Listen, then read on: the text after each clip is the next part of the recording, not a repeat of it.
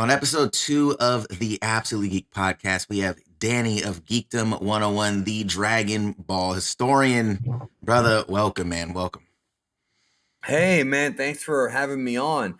You were on my show last year, and I get to be on yours, and that's always a pleasure. Anytime you need me, you call or DM or whatever. Or DM, bro. That was actually really dope. If you guys want to check that out, we were actually talking about a lot of what was going on with the BLM stuff and all of that back almost a year ago now. It was last summer. Yeah, that's geekdom101.libsyn.com. I had to pull it up here. Let me make sure so that way they know where to go. Yes, I believe that was, huh? I'll make sure I link it in the description for them so they can go and check it out. Yeah, it's episode 37 and 38. It was right after all the crazy stuff happened last summer. But things have calmed down. What about you?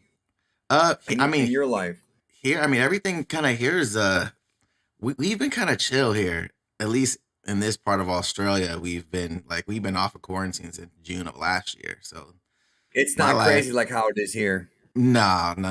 It's mad chill here. It's mad chill. But you know, it still sucks. We can't our country shut all borders off to everything. So you couldn't travel outside of the country unless a super crazy exemption. Each state was closed off to each other. So you couldn't go from state to state unless you were authorized to do so. So they really tried to, control it as much as possible. But we've been. But it worked.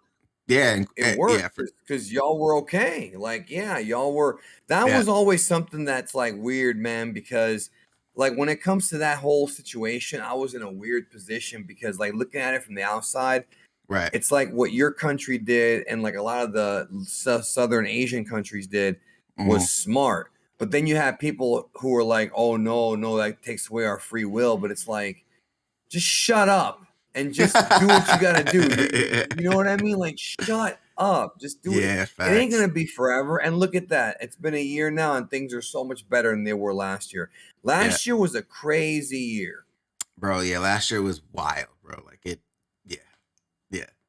was one of the wildest. It'll be one of those history book years of 2020 was a crazy year.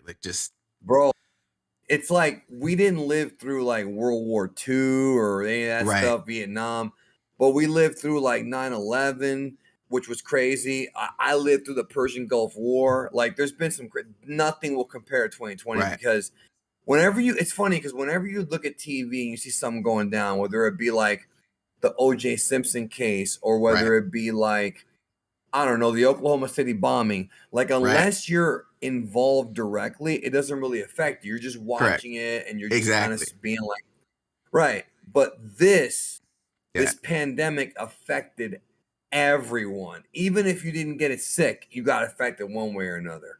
It affected relationships. It affected jobs. It affected the market. And I don't know anybody who wasn't affected, positive or negative. Well, mostly negative. Mostly negative. And I thought, and this is how foolish I am. I swear to you, I thought that this thing was going to actually, at the end of the day, make our lives not better. Let me be careful how I say this. I thought people would appreciate each other more after all this. Oh boy, get back on social media. Ain't nothing changed, bro. Boy, isn't that weird? Isn't it weird though? I feel like it had this moment of, it was a brief moment of people getting appreciation of their family, of things that they really cared about. And then, like you said, it was a very short-lived stint. And then it got real nasty real fast. I was just man. It's you would think that this virus that is not prejudiced, it doesn't care what religion you're in, doesn't care how old you are, even though obviously people who are older were, if you're sick, but anybody can catch this thing. You would think that this would be the one thing, except for an alien invasion, that would unite the human race, and it didn't do it. So now I'm pretty sure that even if aliens come and invade, we ain't gonna be united, bro. It was maybe so funny for a couple of weeks. I had said that. Me and Toshi, we were talking about this, and I was bro, that would be the thing that that unites humans, because aliens be like, look, bro, I don't care what color you are. You're a human. I'm going after you. Like, I was like, that would be the first time where like prejudice, racism would go out the window because it'd be For a little survival. Yeah, for a little while, right? So yeah, it was just that's so interesting. You said the same thing, bro, because you're in Florida, right? You're in Florida. Yeah, yeah, yeah. Wait, what does that have to do with aliens, though? We were talking about where you actually were. So I was like, when you were talking about like Oklahoma City bombing, all that stuff, and like not being like directly affected, and I was like, oh, where are you again? And I remember you said you're in Florida. So, um, how was it like? Have Yeah, you no, always been in Florida? I lived. Yeah, pretty much. I mean, Yeah. I was born in Cuba, but I've lived here Oh, bet. since like 19. I mean, I was only in Cuba for a few months, and I did visit again, but Right. I've been in Florida. Yeah, my whole life, pretty much. I mean, I've traveled, but I mean, Right. lived. This is the only place I've ever lived. And Right. to be honest with you, I mean, I'll be real with you. When you and I Mm-hmm. had the conversation last year, you told me how it was where you live. Mm-hmm. I actually considered, like, I thought about it. Not that I would move out there, but I did think, like, what if? Because by that Yeah. point, I had already bought this house, so I didn't want to leave. But I Right. thought, like, is it really worth living here? And then when I went to Japan, which was actually after you and I, it was before you and I talked, but Mm-hmm. like everything started happening in my brain. Like, do I really want to live here? Because going to Japan, when you leave the United States, bro, and you go somewhere that's a different culture, it Yeah. change it. I mean, look, there's things that we have here that I appreciate, Right. but when you go to other countries, you really open your eyes to the Yeah. problems we have here and the people. And I really did consider not necessarily leaving here because I love my house, I love where I live, but I Right. really did consider like, man, maybe I should consider leaving. But I'm not gonna be one of those crazy people. Oh, so and so got elected. I'm moving to Canada. That's all That's melodramatic ridiculous. BS, For sure, bro. I'm with right? that whole people are like, oh, I'm late. I'm like, man, calm down, bro. Like, calm down, Calm down. It ain't man. that easy to leave it's everything. it's not that easy to leave everything, and it's not that easy for things to change either. So like, just calm yourself. Just calm down, bro. Right. You know what's interesting though is I back many years ago, like 20 years ago, my friend, a buddy of mine had a friend who retired in Taiwan. He's a military guy. Mm-hmm. And no, Thailand. It was Mm, Thailand. I think it was Thailand. And in Thailand, you can live off of very little money. And he right. was getting paychecks from the military because he was a veteran. Not that many. Well, he wasn't making like six figures. I think he was making Right. like maybe 30 grand a year. But in other countries, like for example, Portugal, Mm, there's people you can live in Portugal off of like 18 grand American and mm-hmm. live good. And that's not that Right. much money.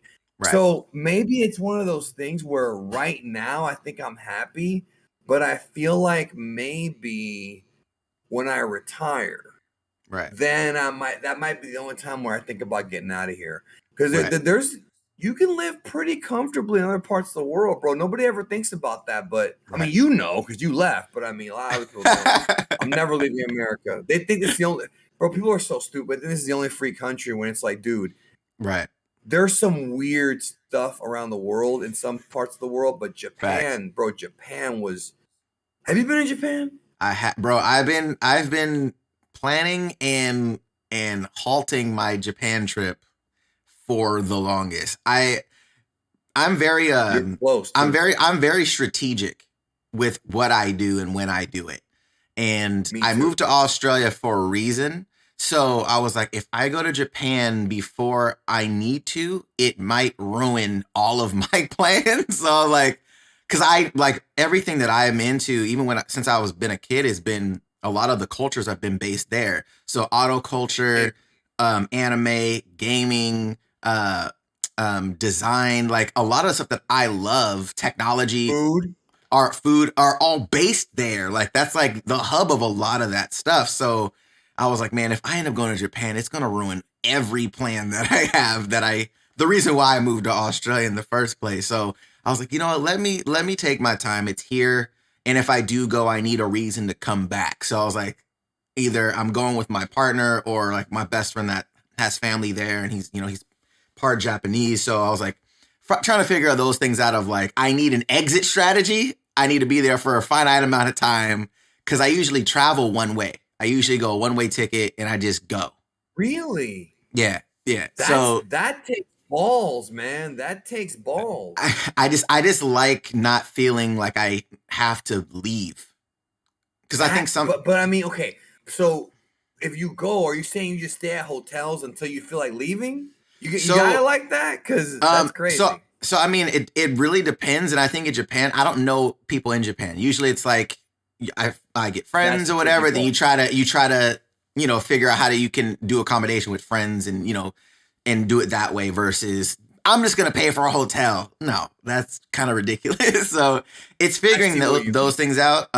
But I would, since I've been in Australia, bro, and seeing like how they travel, and a lot of it is governmental. Like they get a month off. If you're working a job, you get a month vacation. You don't get 2 weeks. Bro, So, Americans will never understand how cool that is. bro, so They'll never get it. and it's crazy too because for those that don't know, I used to work at Apple for 7 years. So when I came to Australia, I transferred with Apple, and when I got here, my pay increased a good amount for the same job, and I was doing less because population, right? And then how they operate with off days are different. So if you have, so Saturday and Sundays are, you get paid more on those days if you work those days. So you get I paid like love it. time Like and a a holiday quarter. pay. Yeah, exactly. You get time and a quarter or time and a half on a Sunday. And then if a holiday falls on the weekend, so, and this is for any job, if you like, oh, let's say Independence Day was on a Saturday, because usually people would be off on the holiday, you'll get time in lieu of that day. So you'll get eight That's how it hours should be. of a vacation day because it already fell on a weekend. Um, so it's really interesting how it works. And then you'll have like, they'll give you Friday off because the holiday is on Saturday. And then you'll get time in lieu because the holiday was on Saturday as well. It's really strange, but they want people to have time off. And I was like, that's pretty awesome. That That's was pretty awesome, dope. is what it is. Yeah. That's awesome, is what it is. Yeah. So, Man, people don't even understand, man. Like, I think honestly, and we talked a little bit about this in the podcast we did a year ago. mm, I think that when we're kids, bro, we get brainwashed, dude. Like, and I've realized this now as being an adult. Like, right. whenever you go through history class, we talked about this a little bit last Yeah. year, and you learn about the history of the United States, it's always painting the US as being the good guy. Yeah. Well, we tried to help this person out. Well, we did this, we did that. And it's like, now that, then when you grow up, you're like, really? Yeah. Like really, like, the whole thing with our founding fathers being slave owners. Yeah. Okay, they did good things, but they also did things that are questionable. Right. Or another example is the imperialism of the United States. And the Right. thing is that other countries have a lot of propaganda. Like, you're okay with talking about this, right? Yeah, for sure. Yeah. Okay, I didn't want Yeah, to be you're good. rude. But No, you're like, good. if you go when Saddam Hussein was in power, right? If you go to Iraq, I remember seeing these leaked on YouTube. Mm, But right before he got taken down, like last time, right. there's a bunch of propaganda, like anti-US stuff, but it's like, then it makes you wonder, are we doing that same thing here? And the answer is we are, but it's not as covert, or it's not Extreme. as Right. it's more covert. Right. Yeah. Like, it's always the US is the hero, and it's Mm-hmm. like, are they really? Because there's a lot of shady things this country's done. And Right. it's just one of those things where it really, like, and the same thing you and I talked about a little bit with the, like how they portray Africa. Like, Africa's Right. portrayed very often, Right. not like frequently, Yeah. that the entire history of Africa, the entire country is a bunch of like dudes in the jungle with spears. That's all you ever see, except for Egypt. Facts. But when you Facts. actually go to Africa, like Morocco, like, there's beautiful technology there. And there are forests and hunters, of course, Right. but it's not the whole country, especially Right. now. And like, there's like, and so when you're in school, like, you learn about like World War I, World War II, Right. Hitler, you learn about those things, but there's so much other history out there, like Japanese history, or like, like Israel and Palestine. Like, I didn't even understand that until I graduated high. You don't learn anything in high school, bro. Bro, you don't I learn had to figure nothing, that out bro. later. I didn't even understand until a couple of years ago. Yeah. And it just really makes you realize that people, we've been brainwashed, bro. And this patriotism thing, like, I have pride for my country of Cuba, but I ain't got that much pride, bro. Because you know what I'm saying? Like, I really don't have that much pride because all we can do is control ourselves. And the minute that Right. you put yourself in a group, if that group does something that's maladaptive, you end up being grouped in with that group. It's like an example on YouTube is like the Fandom Menace. So the Fandom Menace is a group of Star Wars fans that were angry at The Last Jedi. And they all came out and criticized the film. Then what happened was a small handful of them were very sexist, very rude, very racist. And so Disney took that and used it against them. That was BS. They should have never done that because not everybody's like that. But whenever you put yourself in a group and you assign a label to yourself, whatever that label represents is going to reflect on you. And that's why I learned a long time ago to never, ever join a group. Like, I'm never going to join a squad or any, I'm just not going to do it, bro. I'm going to be me because, you know what I'm saying? Like, I'm just not. And the thing is that I'll be honest with you, bro. There's been a lot of things that I have done in my career that has cost me money because I know how YouTube works. I know that if you trigger an emotional response in people, they're going to follow you. If you create a cult-like environment, they're going to get more followers and get more donations. For sure. I have witnessed it. I'm not going to name any names, but I have witnessed it so many times on YouTube where these dudes are purposely grifting people and kind of like, you know, creating that cult, which is lining up their pockets. And I've never done that. And it's crazy because there's been times, bro, where I've been in I've had issues with people and I feel like nobody has my back. But there's other creators, even in the Dragon Ball sphere, who have this rabid, loyal, crazy audience. And I don't have that. I have a loyal audience. I have good people that follow me, but I don't have these crazy kids that are like going to do anything for me. There's a couple that are, but not many. Whereas there are some, What'd you say? No, I was agreeing with you. Yeah, but there's some creators where it's almost like the hip hop game, or almost like if you're a celebrity where the minute somebody crosses you, yo, bro, you want me to dox that guy? And it's like, whoa, like, take it easy. That's happened to me too. Yo, I'll dox him for you. Like, no, that's not how I roll. So I mean, like, I guess the question for me is like, why, when did we get so, like, tribalism's always kind of been a thing, right? Like camps, like, oh, I'm this team, I'm that team. And I'm like, it's so problem. Bro, I agree. I feel like it's really strange how we get, even like in fandoms, it's like, bro, like you see it prevalent right now in like crypto, like people are like, oh, this coin's tried, like bro, like you do Don't know, even like get me started like you do know, like these are this is not anything outside of cryptocurrency. Y'all battling, y'all banging on crypto. Like, I'm very confused right now. Elon Musk has them by the balls, bro. Bro, it's all so he interesting. Has to do is all he has to do is make one tweet. Yeah. One tweet Elon Musk does, and people the freak the hell out. jump up or they jump down. Bro, it's he is so in funny. Complete control of this, bro. It is funny because with the billionaires, it's hilarious. Right. It's hilarious to me. But I mean, because like, and I know in the tech space, I had always saw it with like, you know, Mac versus PC, or iOS versus Android, or Xbox versus PlayStation, or like, it's just like, bro, like they're tools, guys. Like, these are tools. these are tools, and y'all battling over tools. Like, this is ridiculous. It's kind of crazy. But don't forget, there's always that third. See, one thing I love about what you're talking about is, and I've noticed this as a kid, there's always like the two big forces. Yeah. Democrat, Republican, but we got libertarians. Yeah. Nintendo, Sega, but then we got Sony coming in and Microsoft, and then it becomes Sony and Microsoft, and Nintendo's there. But then we also got like, and then then you have Windows and Mac, but then you've got Linux. And don't even get me started because I was in IT. Bro, the Linux guys are the biggest Hardcore, bro. hipsters, bro, and they're not even bad people, but No, but they're they're sitting super there and they're like, hardcore about it, bro. They're bro, it's hardcore, like bro. you can do anything with Linux, bro. You could detonate a nuclear bomb with Linux, bro. And like they'll sit there and they'll do all these command lines, say, look what I can do, and they'll show all the command line shit, Right. and I'll be like, cool, can I just click the icon? And Right, I was, bro. bro, I was an engineer.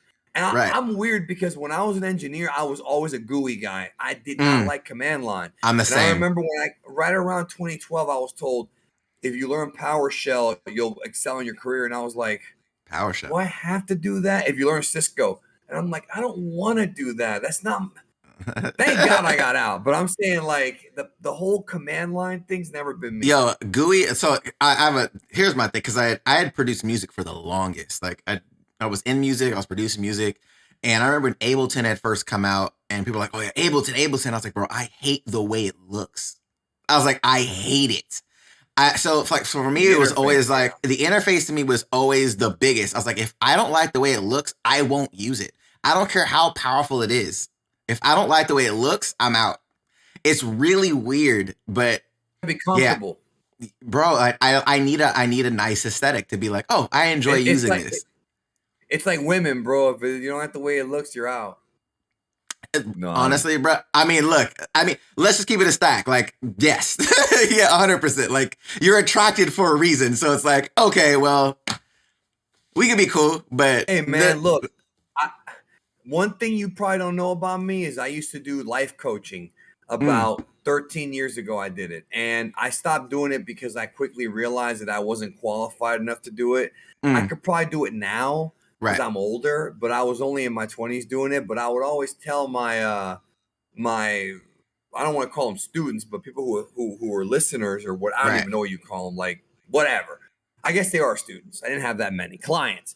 I would Fine. always tell them, I'd say, hey, look, as a man, it's okay to like a pretty girl. Like, don't let people shame you into Bro, dating an ugly girl. If you don't so find crazy. A, B, and C attractive, it's fine. Don't, Right. because a lot of these guys would have this thing where, like, I had one dude, young guy, and he had two girls. One was really attractive, one was so-so, but the so-so one was like nicer to him.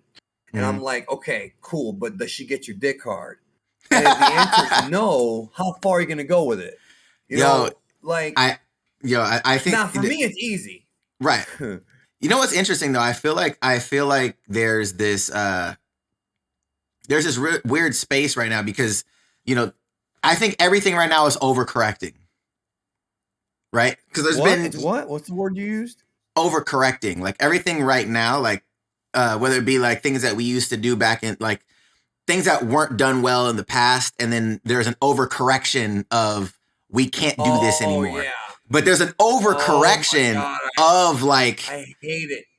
it's actually really strange. And I get the fact that okay, we should start doing things differently. Cool. But it goes too far the opposite direction.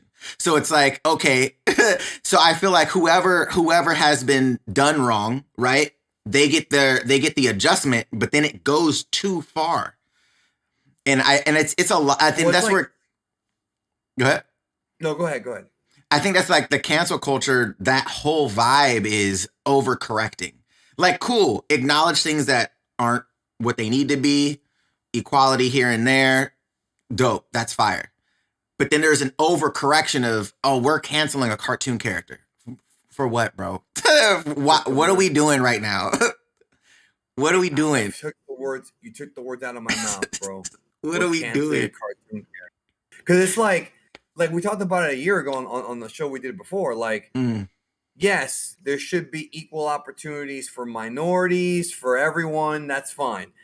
Women should be allowed to vote. I'm with all that. Gays should Right. be allowed to get married. I'm all for all that Facts. stuff. But then when you go so far as to say, well, you can't say this, or you can't, like you said, canceling Pepe Le Pew because he's sexually assaulting. Dude, how many of us grew up watching Pepe Le Pew and none of us became like sexual deviants? Like, we obviously learned as we grew up that you can't just right grab a woman. Now, some of us learn the hard way, grab, slap. Right. Some of Oh us learn shit. that Oh. way, but we Right. learn. Right. I mean, I don't know. I mean, for example, I'll give a bit of a personal story here, since that's what we're doing here. About 3 months ago on Twitter, I got into it with a bunch of anime nerds, and I started calling them anime virgins. Now, the reason why I use the word anime virgins, Right. and I want you to understand, it's not because I'm an anime fan. Right. Nothing to do with watching anime.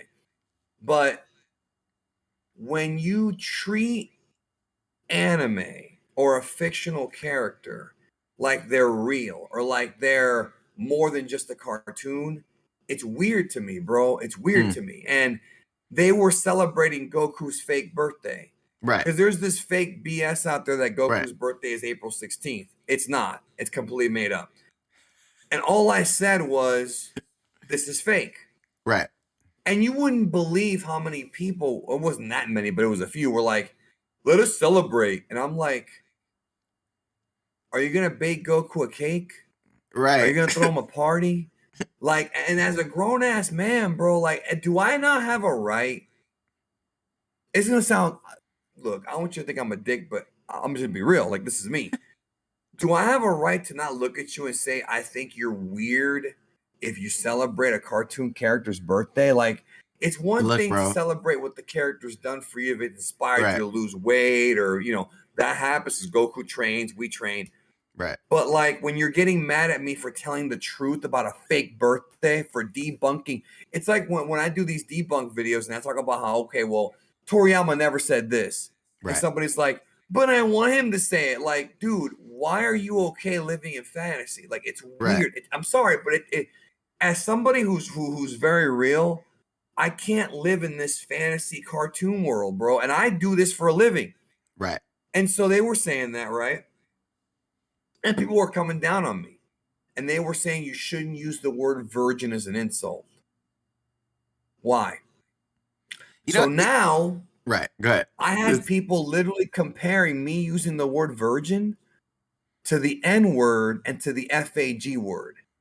And that's when I'm like, okay, you need to step out of Twitter, come to reality, because you're comparing, a virgin is not a marginalized group. Oh my God. Okay, bro. a virgin's not and it blew my mind. And some of them were my friends, bro. I actually lost friendships over this. I'm not even kidding. I'm not gonna name names, but there were friendships lost over this. Bro. The only reason why I even use the word anime virgin is because I know it pisses them off. That's the only reason. I was trolling them like they troll me. Right. But I can't do that because I'm geekdom and I have to always look the other way. I've been getting punched in the mouth by motherfuckers on the internet since I started my channel for no reason except for being the guy who wanted to make videos and be honest. Facts. I've had people have come after me constantly, nonstop. I have been a target, and I have eaten it and eaten it and eaten it and eaten it. So if a few times a year I decide to just snap and let it out, right?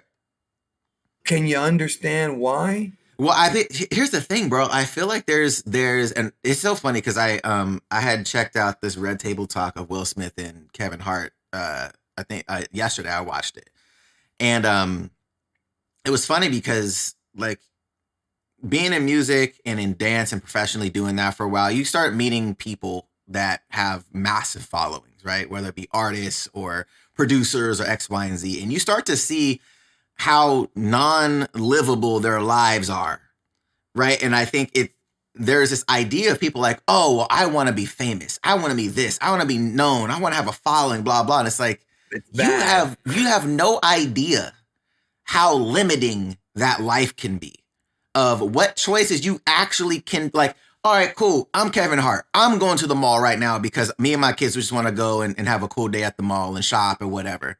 That doesn't work, bro. You have to find a way. Okay, where are we going? Where's security escort?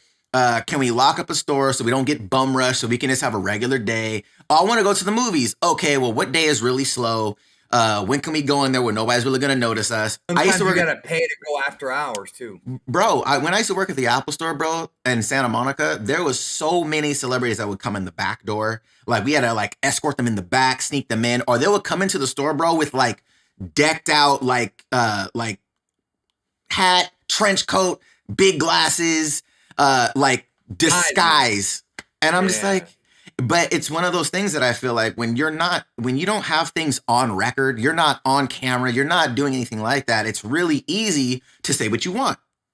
It's really easy to just say, oh, but it doesn't matter. But as soon as you have something and you say something, now it's like, okay, everything is scrutinized, right? And it's really interesting to see where it's like, oh, well, you can't do this, you can't do that, you can't say this, you can't say that. And I'm like, guys, like, at what point does this idea of freedom of speech just disappear for certain people? And you know, to your point about the celebrity thing, and this is kind of like grown man talk. This is like, because when you're young, you don't really think about these things, right? About Facts. that point. I remember whenever you see a celebrity on TV and they're like on drugs, I don't know, Michael Jackson's doing cocaine, whatever.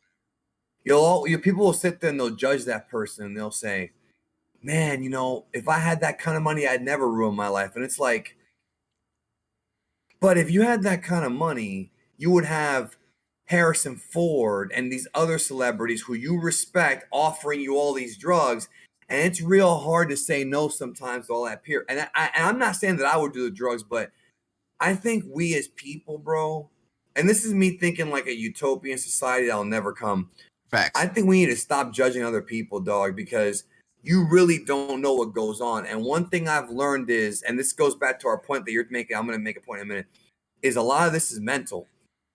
Let's say that your YouTube channel, Absolutely Geek'd, was on TV. Let's say it was 10 years ago or 15 years ago, and there was no YouTube. You were on TV. You're getting paid 300 grand a year, whatever. You're doing good. Twitter didn't exist. There was no like internet. The only way you ever got feedback is from fan mail. And when somebody writes a letter in fan mail, most of the time they're not going to be dicks to you. Very rarely are they actually dicks. They're going to say nice things, or they'll just write it and throw it away or whatever. Like, and you'll never get any feedback that's negative. Like, and I don't mean like criticism. You'll get criticism from your peers, but not from fans. But nowadays, everybody has a voice. So because we work on YouTube or Twitch, whatever, drop a video, you're going to get instant feedback. And the problem is you're going to get feedback from people who either are underdeveloped, they're maladaptive, they got their own problems, or they don't have full context for what you're doing or who you are as a person. And so because of that, I have had to train myself, thanks to therapy and other techniques, and making adjustments in how I treat myself. I've had to train myself on how to block that shit out. Because people have said things about me throughout the years that are so fucked up and wrong.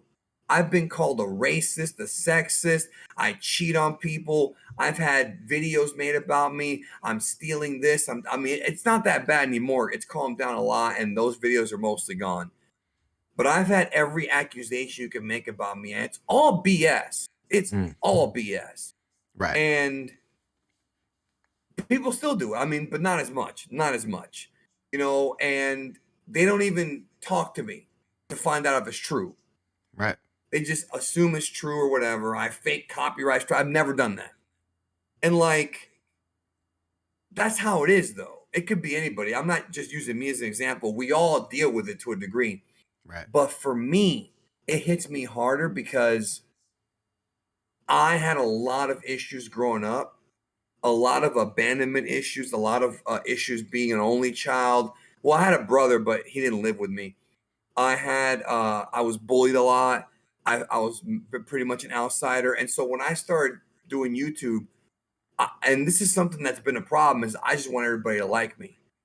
But that's not how it is on the internet. Not everyone's going to like you, no matter how hard you work. Even if you pump 50 hours into a video, there's going to be that one asshole who's going to say something that's going to ruin your day. And you know, and he can't even respect how much work, even if it is, let's say you make a video about Goku or whatever, it Right. doesn't matter, or Deku, and you have an opinion, the dude could disagree with you, but he'll discredit all the work you've done. And you just know that this person is probably a little kid, and you just don't, you ignore them. You just, and then so I do that, and then guess what happens? Oh, well, Geekdom can't take criticism. No, I don't take criticism from you. Right. I take criticism from my peers. I take criticism from millionaires. I take criticism from people who are successful, not some goober with a fucking Dokkan account who thinks he knows more about YouTube or more about Dragon Ball than me. That's not ego. That's called being smart.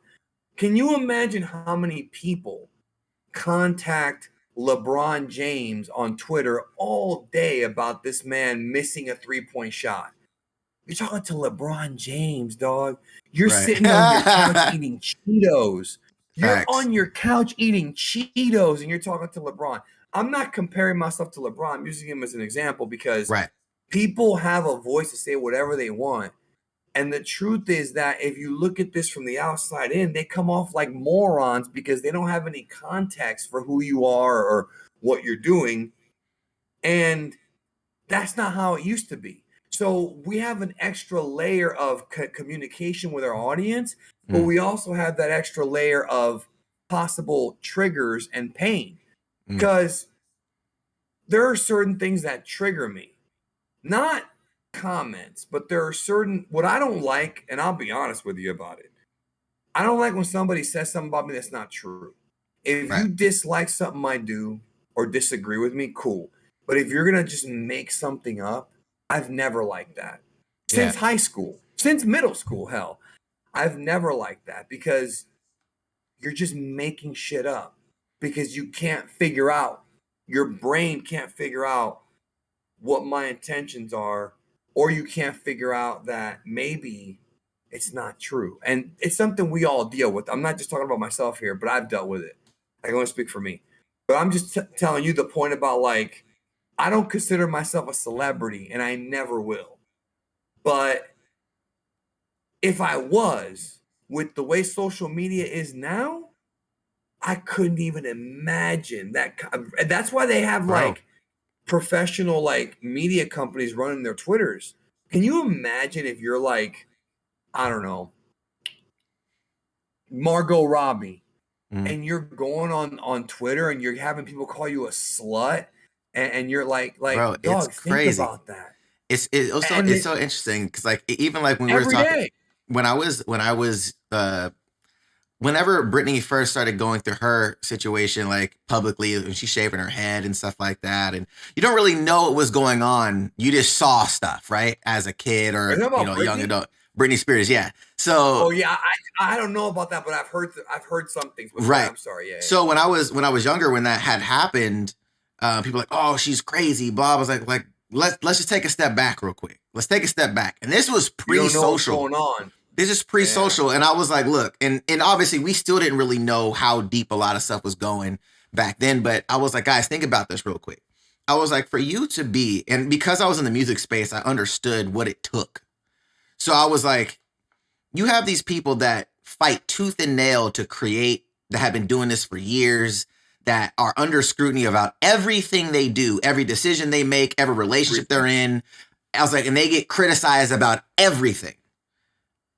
At a certain point, something's got to give, bro. Like something's got to give at a certain, like you can only take that for so long, bro. Like, and I think a lot of people don't grasp the concept of, let's take every decision you make and put it on the internet and let everybody tell you how terrible a decision you made.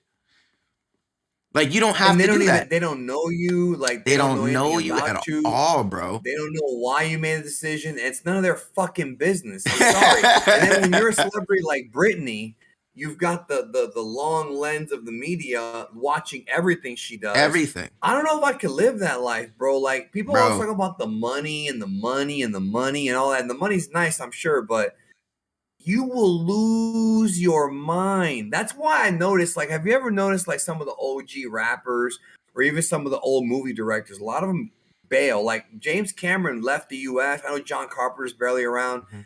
And these guys aren't even like TV stars, but like you notice that a lot of these like celebrities, they have their time in the sun. They build up their money, they have their career, and a lot of them leave. They disappear because Well, I you know think it gets to them and they say, "Look, I've got enough money saved up right. that I can live the rest of my life comfortably. I'm out." Like there's so many rappers like Rakim and Nas, that they still do their tours, Right.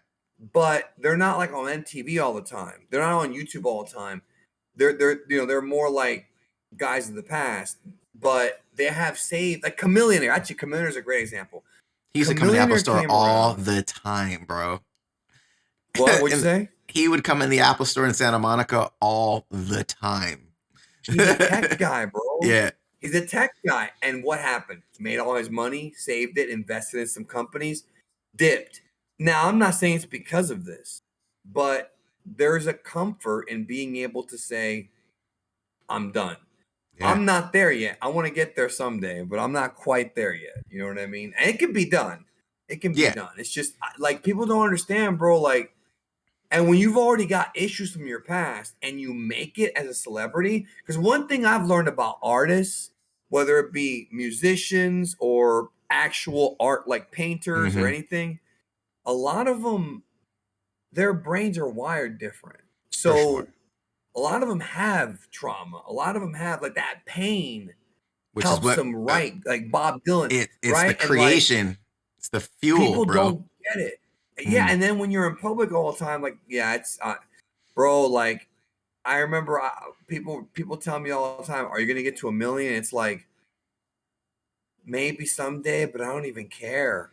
Like I don't care about that anymore. I only care about making money. Bro, it's so interesting. Like when I was doing music, and you know, recording and X, Y, and Z, and I would leave studios, bro, in LA, and I would see the artists leave and people outside, cameras following them, and then I would watch the producer leave, and nobody would know who the producer was. Like, but the producer was making all the bread. Like it was like, this is wild. And I was like, that's what I want. I want that. I don't want behind the camera, bro. And direct. So an example, I was, when I was at Apple, guy comes in, he was like, hey, I'm looking to get a MacBook Air for my son, blah, blah. It's like, oh, cool. Like, let me help you out. And we were just talking about stuff. And he's like, yeah, you know, he's going to be doing, you know, working on videos and stuff like that. I was like, okay, cool. And we're just shooting the shit and trying to figure out what this person wants. Like, oh, by the way, what's your name? And he's like, oh, JJ. And I was like, Abrams? He was like, yeah. And I was like, hold on, time out. I was like, yo, you're dope, bro. So this was right before, what movie was this before? I think it was before Star Wars Force Awakens came out. It was like maybe a few months before it came out. And, you know, and it was crazy because him coming into the store, if you didn't know who J.J. Abrams was, like visually, nobody in the store, bro, even batted an eye, bro. They were just kind of like, didn't even matter. So after this interaction, I was... He used to go to conventions in California, like horror conventions, and just as a regular fan, even after Mission Impossible 3 came out. Like sometimes they would do that, you know. I'm just saying. But that was the thing that I started to notice was when actors would come in, people would be like, oh. But anytime a producer, a writer, like any of these other top line people in these organizations, people would not even know who they were. It was so, or a voice actor would come in and people would even know. Like I helped the lady that does Marge Simpson's voice buy her first iPhone. And nobody, I keep forgetting her name. But yeah, so she was talking and I was like, your voice sounds super familiar. And she was like, I'm a voice actor. I was like, are you? And then she told me what she did. And I was like, Jesus Christ. That's a legend right there, bro. That's a real legend. Facts. But it was, again, to the point where I didn't even know what she looked like. I don't even know what she looks like. Oh, no, I do know I know what she used to look like because she did interviews. I don't know what she looks like now. Right. But it was just so weird where it's like, I was like, okay, this is the type of stuff that I would like, right? Where it's like, okay, you're in a space, you get really skilled at something, you make your money, You know, you can invest or do whatever you want with it, but you don't have the cameras everywhere you go. And I was like, nah, I'm cool. And that's the reason why I don't do like personal vlogs on my stuff. People ask me all the time, you should do vlogs, you know, show us what you're doing throughout the day, blah. And I thought about it and I was like, bro, honestly, like I want my personal life to be my life. I don't want to content my life. I was like, I think I just want my life to be separate from what I create. And for those that can do it, I more power to you. I just know for myself, I need that separation, bro. I need that separation. I'm the same. No, and here's the thing. There's a lot of things about me people don't know. And nowadays I'm a lot more comfortable talking about it because of the fact that like, I don't care anymore. Like what happened with me in relation to what you're talking about is I had a very tough 2020 and I started going to therapy. I went to therapy from May. I'm still going, but I'm not going that much. I go to do what's called a tune-up, which is you check in every month or so. Right. But I was going to therapy because I needed this. From like May of 2020 until every week, actually, every single week. Then it was every 2 weeks until like April of this year. And that really helped. And I tell everybody, I'm like, dude, everyone needs therapy. Even if it's just a couple months. But everybody on earth needs a form of therapy because there's a demon inside of you that, and everybody has something, and especially the older you get. And I had a lot of demons. I had a lot of abandonment issues with my parents. I had there's a lot of health issues that I don't talk about this in my content. But lately I do these videos called Speakdoms on my second channel where I'm a lot more honest about stuff like that. But like you said, I keep my personal life personal, like you said, and I never give away too much about myself. Like people have speculated for years who I'm fucking, you know, who I was with, who I'm gonna be with. Nobody has any idea except if you're my friend. You have no idea. You have no clue. Right. And that's the way it's gonna stay because I don't want somebody else's life to be affected by me and vice versa, unless they're okay with it. But but nowadays I care a lot less. I care a lot less nowadays because I'm a lot more comfortable with myself. So if somebody says something like the way I am now compared to how I was even a year ago, if somebody says something to me that I know is not true, it's going to piss me off, but only momentarily. Like it'll piss me off and it'll go away. But whereas before, it would piss me off and I would stew in it for weeks. I would just stay mad. Right. And I talked to my therapist actually earlier this week about it. And I go, is there going to be a time when things will bother me to where they don't bother me at all?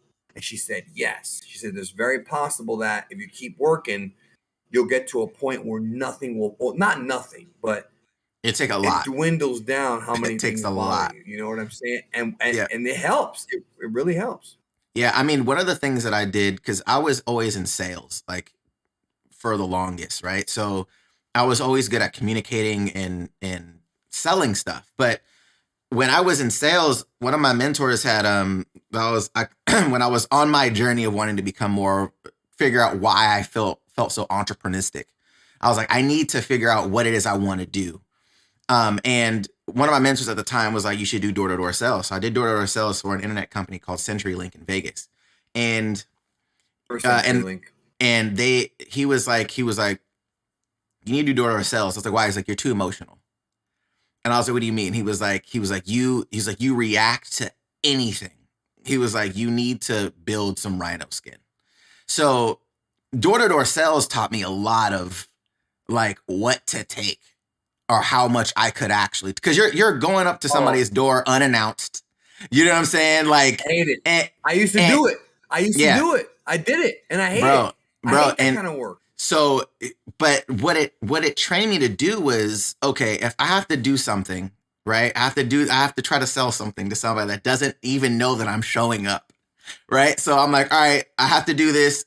And you get called the craziest stuff, like the craziest stuff, especially in Vegas. Vegas has a really strange racial underbelly for sure. And so I've heard every name in the book to my face, not through the internet, you know, directly to my face. So I feel like when people online were like, "Oh, well, such and such," like I'm like, bro, like I don't even feel it, bro. Like I don't. That doesn't bother me like at all. Like I've seen and heard the worst to my face. I was like, Right. so I was like, this.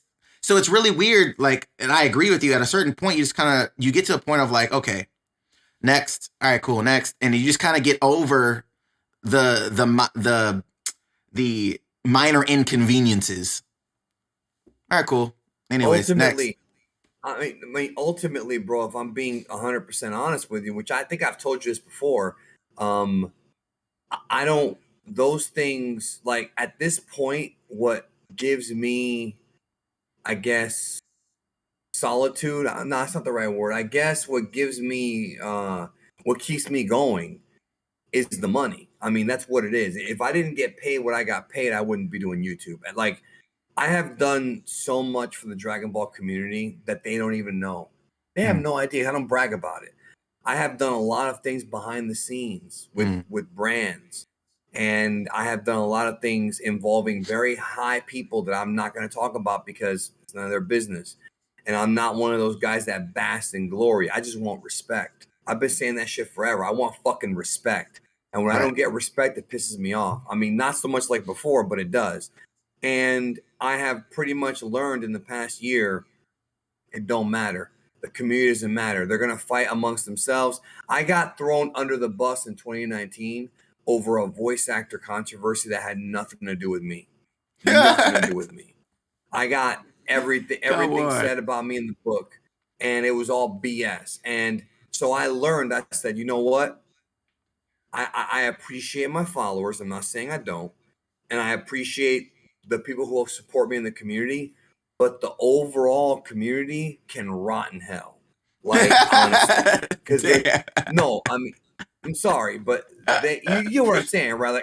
For I'm not sure. saying every person, but like Right. the internet is so toxic in every fandom, not just Dragon Ball, all Right. fandoms, Right. that for somebody like me, I have to disconnect myself from it. And so it's not that it's not like one of those things where like, oh, all he cares about is money, but about 90% of the reasons why I make videos is money. But here's the thing, I still won't make content that I don't believe in. I'm Right. not going to make what ifs because I can make a lot of money. Because let me tell you, Dragon Ball what ifs popped off in the past 3 years. I could make Facts. a lot of fucking money on what ifs. I don't do them. I Facts. don't cover fan manga. I could be at 1 million subs if I covered fan manga. So I am my own worst enemy. Mm-hmm. But at the end of the day, I'm in a weird spot because I don't want to sell out who I am and I never will. But at the same time, I'm not going to make this sacrifice. I'm not going to make a sacrifice for someone who doesn't appreciate it. I'm just not going to do it anymore. And Right. so my goal right now, and this is the truth, my goal right now is to make as much money as possible while I'm here to eventually do what Chameleon and Rakim did Mm-hmm. and step away.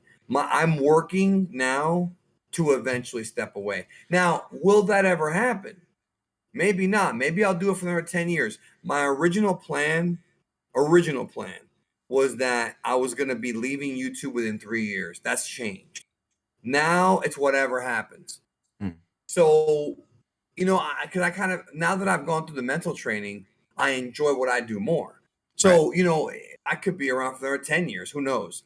But still, like the end goal is make as much money as possible and then eventually bow out. And it's not just about the money. It's because I have a lot of medical problems. The people aren't going to pay for your medical bills. They're not going to people who are Right. your fans, and I hate that word, but yeah, I appreciate the support, but you're not gonna like be there for me at 3 in the morning when I'm crying my eyes out over my dad dying, Right. or you're not gonna be there for me taking me out to Denny's when my girl broke up with me. See what I'm saying? Right. And there's a big difference in being a fan and being a friend. I There's a agree, huge bro. You difference. know what's interesting too? And I think even in yeah, that, like you have, you know, because I'm pretty sure you've heard too, or you've probably experienced where you have people that follow you and view your content and they're like, oh, that's Geekdom, and they may see you out and it's not that You don't they're know me, homie. exactly, and it's not a negative thing. It's just like they assume that they know you, but it's like you guys, like, I don't know you though. Like, you see me all the time. And it was one of those things where I didn't know this until I had went back to the States after I had moved to Australia. I went back to the States and went back to Vegas where I'm from. And I went to one of the Apple stores I used to work at. Like, oh, what's up? Blah, blah. I'm catching the people. And one of my bros like, yo, bro, I just saw you yesterday, bro. It's so, and that's when it hit me. I was like, people see me all the time. He been watching me for the past 2 years, right? Every other day or however, but I never had seen him on social. I hadn't seen him on, like, you know what I'm saying? So it was one of those things of like, damn, like, he sees me all the time. Now take that out of context of this being a friend of mine to somebody I have never met before. I've never met this person, but he feels like he knows me in the same way that people have that emotional reaction when, an actor that we love passes or a musician we love passes. You had this connection with a person that they never met you, but they affected your life in some kind of way, right? Like Carrie Fisher and people, when she passed, people were like, damn, like, this is kind of wild, that right? Hurt. That was right. Hurt.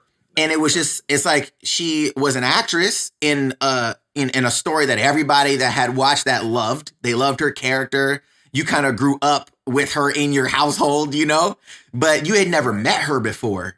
But for whatever reason, that person affected you in a way. And you're just like, damn, like, this is really interesting. But to be on the opposite side of that is a rarity for most people. And for us, we have that. We've had an experience of that before. So for you having that, does it make you feel strange when that happens, when people are like, oh, like, what's up? Like, is it a strange feeling? Because I know for me, it's still a little strange when people come up to you and they know you and you don't know them. It's almost like, it almost makes you feel like you're rude. It's like, damn, like, I don't know who you are, but thanks. Like, it's really like, how does it make you feel? Because it makes me feel strange. Yeah, I get recognized more than I thought I was ever going to. Yeah, I know it is like, it's the thing is, it's nice. Like, when somebody says something to you about your work, right, it's nice. For it's sure. always a nice feeling, honestly. Right. What I don't like is when they judge who you are when they know nothing about you. Like, right. The thing that I hear all the time. Well, I don't hear it anymore, but we're going back. Geekdom has a big ego. I don't. My therapist says I don't have a big ego. My close friends who I've known for 20 years, some for 10, some for 5 years, don't say I have a big ego. My coworkers and other creators that I work with don't say I have a big ego. So who am I going to listen to? Am I going to listen to people who know the real Danny? Or am I going to listen to some virgin, there's that word again, on the internet who has never had a conversation with me, who has never hung out with me, who has never seen me at my lowest and at my highest? So when I tell them, fuck you, you motherfucker, all of a sudden I have a big ego because I'm not listening to them. Oh, well, right. You can't take criticism because you're not listening to me, even though I have absolutely no credentials to give you criticism. Why would I take criticism from somebody who I don't know or who I don't respect? I think that's the thing, though, where I think. But if you tell them that, bro, it's ego. When it's not ego, it's logic. And nobody who's successful ever takes criticism from losers. Right. Well, I think that's the thing, bro. And I think some of there's a really fine line of when people give you criticism, right? It's like, all right, I get criticism and I'm looking for feedback, not I don't like. So I'm like, okay. So for me, it's always like, is there truth in what they're saying? That's always the first way that when I look at something and I'm like, all right, are they just trying to be trolls, or is there truth in what they're saying? And that's not ego. That is not ego right there. Correct. So for me, I'm like, all right, well, such and such, oh, you're trash. That's not feedback. That's your opinion. So I'm like, okay. Or if it's like, yo, bro, this is cool. I think it would be better if you tried X, Y, and Z. In my head, I'm like, in my head, I'm like, all right, is there truth to what they're saying? Regardless of follower base or whatever, is there truth to what they're saying? Would that be a different way of approaching it? Would it be better? Okay, let's try it. Cool. But you're giving me something that I can work off of, right?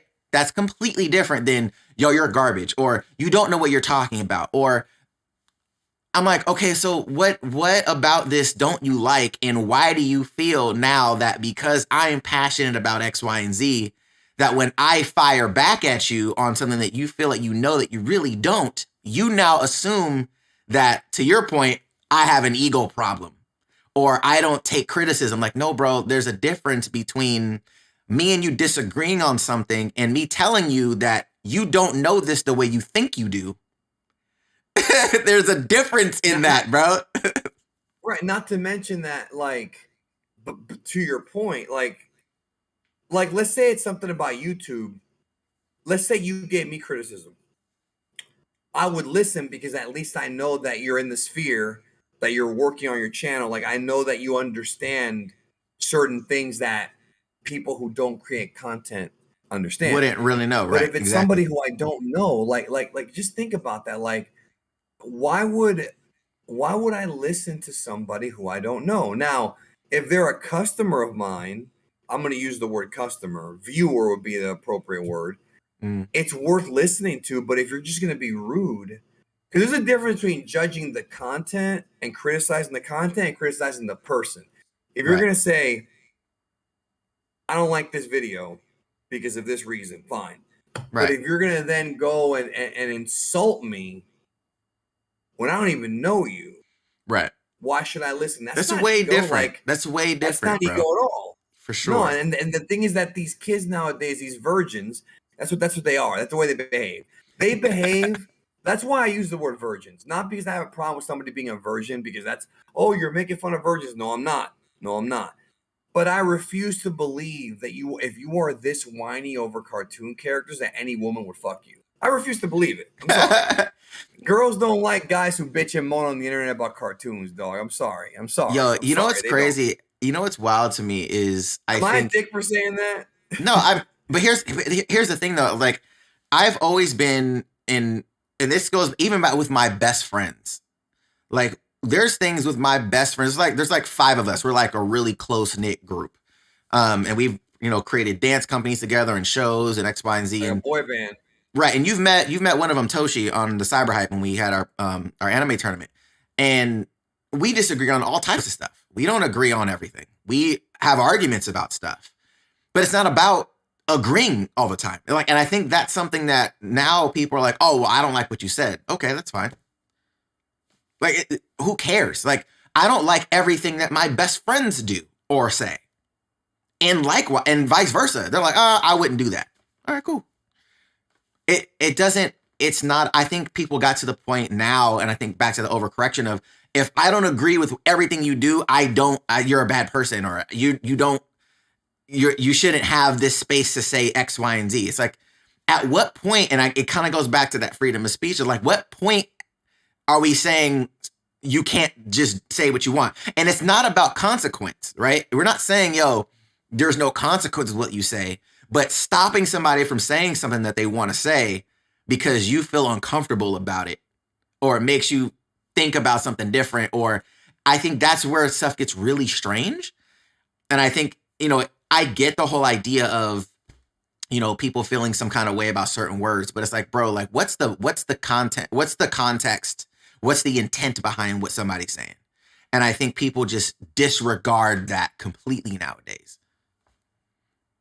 And yeah, I mean, and actually, it's really bad in like the political sphere, because it's gotten so split now that like every day, and this is why I have pretty much left Twitter. Like, that's why I only use Twitter like to promote my shit now, because the liberals blame the conservatives. It's all their fault. The conservatives blame the liberals. It's literally now become a thing where it's like, if you're on the other side, you are a mortal enemy. It's tennis. But it's terrible now, because Yeah. it used to be an ideological difference that can be discussed and Right. maybe compromised. Right. Now it's become, well, no, the other side has bad intention. Right. See, that's the difference. If you Way believe different. in universal health care and my friend, let's say my other friend doesn't, and y'all Mm-hmm. have a debate about it, you're talking about healthcare. You're talking about, Right. it's not like one of you thinks that people should get sick and die. Right. It's just how you handle it, right? And people get very passionate about it, but sometimes you got to bring down the fire and think, okay, is this person really want other people to die? But it's gotten really bad now, Mm-hmm. and I don't like the tribalism, like you said, and I don't know. I don't know if there's a fix for it. Like, for example, like for me, like I'll give you an example of something that happened to me that like yesterday, 2 days ago. I did a video, and this one guy who's not a follower of mine on Twitter replied to the video, and he tagged two of his friends, and he goes, "Ha ha! Look at these YouTubers milking this for money." I just blocked them. It's like, dog, if you're gonna come into my mentions with bullshit like that, with a negative perspective, I'm gonna make sure A, you don't comment on my shit ever again because I don't want to see you. B, you're tagging your friends to try and come and make fun of me, and that didn't work because none of them said a word to me. And C, if you, first of all, I don't make videos on accident. I make videos that I think they should be made. I don't just make videos for shits and Right. giggles. I make them for money, but I make them because they should be made. And D, so what if I'm milking YouTube? So what? So what if I do 70 videos on Broly or 100 videos on Gohan? Right. That's my job. And I That's think my that's job, yo. bro. I think that's the part that I think a lot of times I think viewers don't grasp. Right? They're like, oh well, it comes to like, oh, we should just doing this because it's your passion. You love to do it. It's like, guys, understand that some people that when they transition from their full time job to being content creators full time, that becomes their job. That becomes what provides for their And it's family, still a their passion. livelihood. And Exactly. it's still a But passion, yeah. right, but now you have to be strategic. It's like, okay, it's this is now becoming my livelihood. So I want to make sure that what I'm producing can actually let me live, right? So that's the first thing. So just because I'm passionate about it doesn't mean that I can't be strategic either. And I think that's something that people they don't understand because you're viewing it. It's content to you. You're not watching this to survive. We're creating this It's to survive. So it's very and for different. us, and for us, it's a combination of passion and business, Correct. right? And that's the way. And you're right. And like the thing is, like they don't see it, and I just feel like people are just so damn whiny.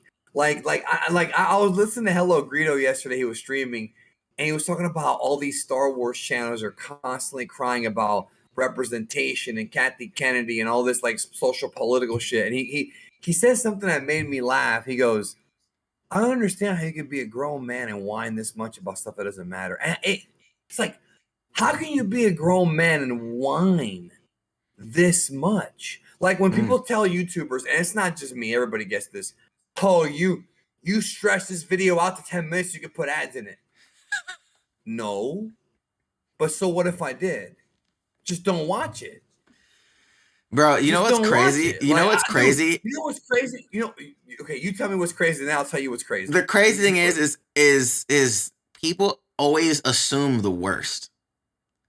It's so wild. Yes, I'm it's like, always you honest negative. I was like, you honestly think that while I'm recording, like you do know the recordings are longer than what I cut it down to. You do understand that, right? Like you do Most of the time. understand that like when I think people get like even when it comes to movies, like with Ismahawk, we produce movies and shit. So most movies are like, oh, well, why is the Snyder cut 4 hours? Like, you do know when a movie is shot, it's way longer than the theatrical release you actually Call it an get. assembly cut. It's called an assembly for a reason. It's like, so it's just to get the idea of the story structure, and then they cut out the fat to see how they can make it a theatrical release. You're always overshooting. So if I were to drop exactly what it was unedited, it would be 20 minutes. So regardless of the fact, it's already longer than what you get with the ad rolls that you're putting in the video. It's really interesting. But even if you were purposely making videos a certain length, let's say you were. I've not done this Right. Let's say you're doing it. So what? Like, So what? here's what I was going to say. I can honestly tell you that in the past 4 years, and this is because I'm a creator. This is I think this is why. I don't remember ever leaving a negative comment on a video, like an actual negative comment, Facts. unless the video was either about me or some bullshit. Like Facts. when somebody puts out a video, let's say they're reviewing a video game or whatever. Right. Because like when it comes to YouTube, I don't really watch that much anime. I'll tell you about that in a minute, but anime channels. But when it comes to like content, like I almost never leave negative comments. If I see a video and I don't like the video, I'll just click off of it. Facts. Now again, it's so weird, right? It's so weird, bro. I've never left a negative comment on anything, bro. I can't. And again, you and I are different. Maybe because we do this, but because you don't really, people don't understand. Even if someone makes a video that sucks, or you think it sucks, if people like it, like I don't know, those things don't bother me, bro. Unless something is purposely misinforming or is objectively false. That's one thing. But it's never been about, oh, this video sucks because you suck as a creator or you didn't work hard on it. I just don't play like that, And honestly, if I'm being real with you, I got this reputation years ago of being this guy who polices the fandom for misinformation. I don't even care anymore. I don't give a shit. I don't care. What's I've wild? got my videos and that's it. If you believe that Toriyama forced Goku to be the main character because fans complained, which is BS, I have a video about that. If you want to believe the opposite, that's fine. People believe in Santa Claus. That's cool. If you want to believe that Disney owns Dragon Ball or that, what's the other one? That, that Goten is Bardock's reincarnation. If you want to believe something that's stupid, cool. People believe in the flat earth. I don't care anymore, bro. Like, that's what I'm saying. Like, I changed so much in the past year. I stick to my own little pocket. I had a dude tell me the other day, he's like, Geekdom, these other channels have surpassed you. And if you covered fan manga and did what ifs, you'd be on their level. And I'm like, bro, it's then I wouldn't. Then I wouldn't be me. Then I wouldn't be me. Right. And if I can't be me, bro, let me tell you something. Then what's the point? If I wake up in the morning and I look in the mirror, I want to like what I see back. And if I do something I don't want to do, I'm not going to like it. And let me tell you, I have sat down and tried to do I've done a few what ifs, but I don't do the ones that like Card do or Masako X do or Salad who are like multiple. I don't do those. I'm just not good at writing fan fiction because that's what they are. Right. I've tried and it's like I just can't. I can't force myself to do. So if other people are doing better views than me, I don't care. Like I really don't care because it's never been a competition. For me, as long as my bills are paid, as long as my shit's good, as long as I'm still, this is why I said I care about the money. It's not that I'm not doing it just for the money, but as long as I'm okay, as long as I'm not homeless, which I was at one point in my life, that's all that matters to me. I don't give a damn if Mastar Media is doing 3 million views on. I don't care. Right. I don't care because as long as I'm okay, that's all that matters. And that's something that I think when you first get into YouTube, you're always trying to compete. Yeah. I know I was at first. 100%. But then over time, it's just like, there's a guy who I had beef with for years on YouTube. Years I had beef with him. And I was destroying him in views and subs. He passed me last year. I'm not mad. We squashed it like a long time ago. I'm not mad. Do you, bro? Get your paper. Because the thing about YouTube is, and Twitch is that it's the easiest and best form of capitalism. And I think everybody can benefit because ultimately at the end of the day, I'm me. I'm going to do the videos that I do that other people can't freaking do. And if you don't like it, if you like fan fiction, then go watch them. But if you like what I do, then watch me. I just don't. I don't care anymore, bro. I'm willing to let go. What's wild is to let go. And plus, it's all not about how much you make. It's also about how good you are with the money. Sorry, go ahead. Right. No, you're all good. I think a lot because I get asked a lot, even when I was in LA and when I came here, of what should you do? Like, oh, I want to create a channel, I want to do YouTube, but like, blah, blah. And it's interesting because, a lot of people get to this idea of like, oh, well, I get told to do, be in a certain niche and be this and da da. And I'm like, honestly, bro, like, and they get to the whole idea of like, oh, it's oversaturated. It's like, look, I was like, honestly, I was like, be honest as a viewer of stuff, right? What do you like? Oh, I like beauty stuff. Okay, let me ask you this. The beauty stuff that you watch, I was like, do you watch people that do like reviews on products? Like, yeah. I'm like, all right, how many people do you watch that have reviewed the same product? And they're like, a lot. I was like, thousands in some cases. I was like, that gives you your answer. I was like, I know. I was like, do you know who PewDiePie is? She's like, no. I was like, exactly. I was like, he's the biggest by far on the platform. I was like, he has over 100 million subscribers and you don't even know who he is. I was like, this is my point. The thing is, we're all so different though. Like, even if somebody is out there doing Minecraft videos, that's not you doing a Minecraft video. Exactly. I mean, I'm not going to do it, but exactly. I'm saying, like 100%. Everyone's different. And I think that's the thing that people don't. The only problem is they don't really grasp that concept. Exactly. And they don't really grasp the content of like the concept of, people will you'll find people that will follow you because they like how you deliver stuff or how you explain stuff or what you're interested in because they're similar to you. I was like, and there's that type of niche of market that have other creators that are similar. I was like, so in that space, like, I was like, I gave the tech example all the time, right? Because I love technology. Right. So there's certain creators that you're like, okay, yeah, this person, that person, cool. But I'll find tech YouTubers, bro, that have been on the platform for over 6 or 7 years that I have never seen before. And they'll have over 300, 400,000, some a million. You're like, damn, like I've never come across your content ever. And you've been on here for 3 or 4 years. And I watch tech content, all tech and automotive, I watch all the time. And I'm just like, this is wild, bro. I'm like, I've never seen you. and you've been on the platform for 3 or 4 years now. It's really strange. So I think to your point, like, just create what you want to create. Because ultimately there's so many people that are coming onto the platform just as viewers alone that you're gonna like, there's enough for everybody to eat anyway. So just create what you want to create and enjoy what you want to enjoy. I feel like the idea of I need to, all right, so because people in your life and for your example, they will tell me, oh, you should do more Naruto content because when you were doing Naruto reactions, your channel went crazy. Like, yeah, that's cool, bro, but like I don't want to do that. Like, so what? So what now?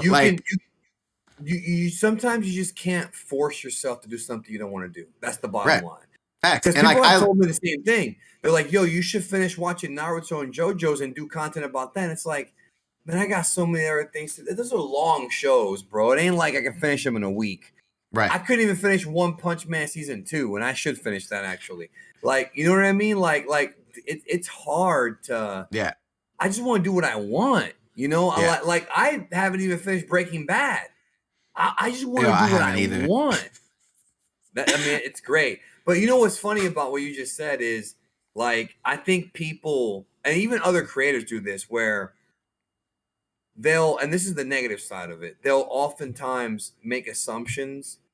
Like, for example, again, going back to Twitter, this is why I'm not on Twitter anymore. I mean, I'm on there, but I'm not on there. Right. I remember a few months ago, somebody was making fun of me because I did a video years ago called Can Saiyans Have Sex? And the dude was like, haha, look at you, you're calling people virgins, but you made a video like this. And I'm like, first of all, it's a very bad correlation. You're still now you are a virgin for that. And number two, I made $3,000 off that video. And I told him, I said, I made $3,000 off that video. So with very little editing, it was literally 4 people talking over one picture. I made $3,000. Right. Now, a grown ass man who's an entrepreneur would say, you know what, bro, that's good shit. That is awesome. I want to do that. But when you're dealing with an anime virgin, their comeback is, all you care about is money. I care It's, about money a lot more than I care about your opinion. you know what's wild, and I See what think I'm that's the saying? thing. I think that's That's the the loser. It's the loser mentality, bro. And I bro. don't respect it. It's so wild to me, and I'm like, guys, like you do like people only work to survive. Like I want like understand the concept. You only go to work because you're trying to survive. That's the only reason why you work. That's why they'll stay in a job that they hate because they know it's going to pay the bills. The difference is we're in a job that we love. You know what I'm saying? That's the only difference. And I think people But don't they hate grasp that the though. concept. They hate that. They hate it though. No, they hate it. They hate Right. that. It's Oh, it's not a real wild. job. Oh, it's not a real job. Or I remember one time one guy was like, this is years ago, he's like, Geekdom, why would you stop being an engineer to do YouTube? Didn't you make a lot of money as an engineer? I'm like, bruh, I made 5 times as much money on YouTube as I did an engineer in my first year. Mm, And I enjoy what I'm doing. And I don't have to put up with bullshit from people. Because when you're an engineer in IT, you often have to put up with middle, and upper management who don't right. know how to treat people sometimes. I'd rather just be my own boss. And I'm very pro, like, I'm very pro. I don't know if it's capitalism, but I'm very pro entrepreneurship. I'm very pro. We should all, like, in a perfect world for me, we all have our own businesses, restaurants, beauty salons, entertainment, and we all are our own bosses. That's not how it is though, because we have to Right. hire people to work for us. That's impossible. Right. But you know what I mean? Like, in a perfect world, I think we should all, even if it's a side hustle, even if it's you're driving Uber, like Right. that, you're still your own boss. Like, I have so much respect for that. And if you can't do that or you don't want to, that's cool. Right. But they just hate the fact that, because whenever I bring up money, they're like, oh, all you talk about, that's all you have is your money. And I'm like, no, bro, I have a lot more than that. But I was homeless, so I value money more than somebody You know what? like you, This who's is 15 years old, yo, living with your mom and dad. That's another one. These this is motherfuckers the that never lived difference, life. bro. That's the difference, I'm bro. And 30, I bro. think I'm 37 years old, bro. I'm right. not a teenager. I don't have time Right. to play 80 hours of Persona Royale, even though I would like to, because it's a good game. Like, they don't get it, bro. Like, I'm old. Like, Yo, I'm not old, but like, I've lived a life. Like, right. I can't find the time, you know? So Bro, and I yes, think money's valuable to me because without that's money, here's the thing I know about me, bro. My mom and dad are dead, and my brother is dead. If I go broke, I'm done. right. They don't get it. If Yeah. I go broke, I can't move in with mom and dad. I Right. can't call up, hey, mom, yeah, I lost my job. Can I move in with you for a couple Right. months? I don't have, like, all of my friends are married and they moved on. They have kids, a lot of them, because I'm Right. 37. Or some of them just, I can't move in with them because I have too much stuff or there's not enough room. I don't have the luxury of being able to call my mom and dad and say, hey, no, I have to survive. Like you Right. said, I have to survive. And I've been able to survive on my own since I was 22. Right. So that's why I have so much respect for people who do that as well. And a lot of these kids just don't do that. We have numbers now to prove it. And so, yes, do I have an ego? No, but I don't respect you if you're a kid trying to tell a grown ass man how to live. I'm not going to listen to you. I'd rather listen to the old barber that cuts my hair. There's an old diabetic barber down the road over here that cuts my hair, who tells me stories about, like, the 50s and 60s. I Right. listen to those people. They And got they've lived wisdom, bro. life and they know things that I They don't know. got I'm not listening wisdom, to some bro. shit, bro. They got those are my favorite It's conversations not though, ego. bro.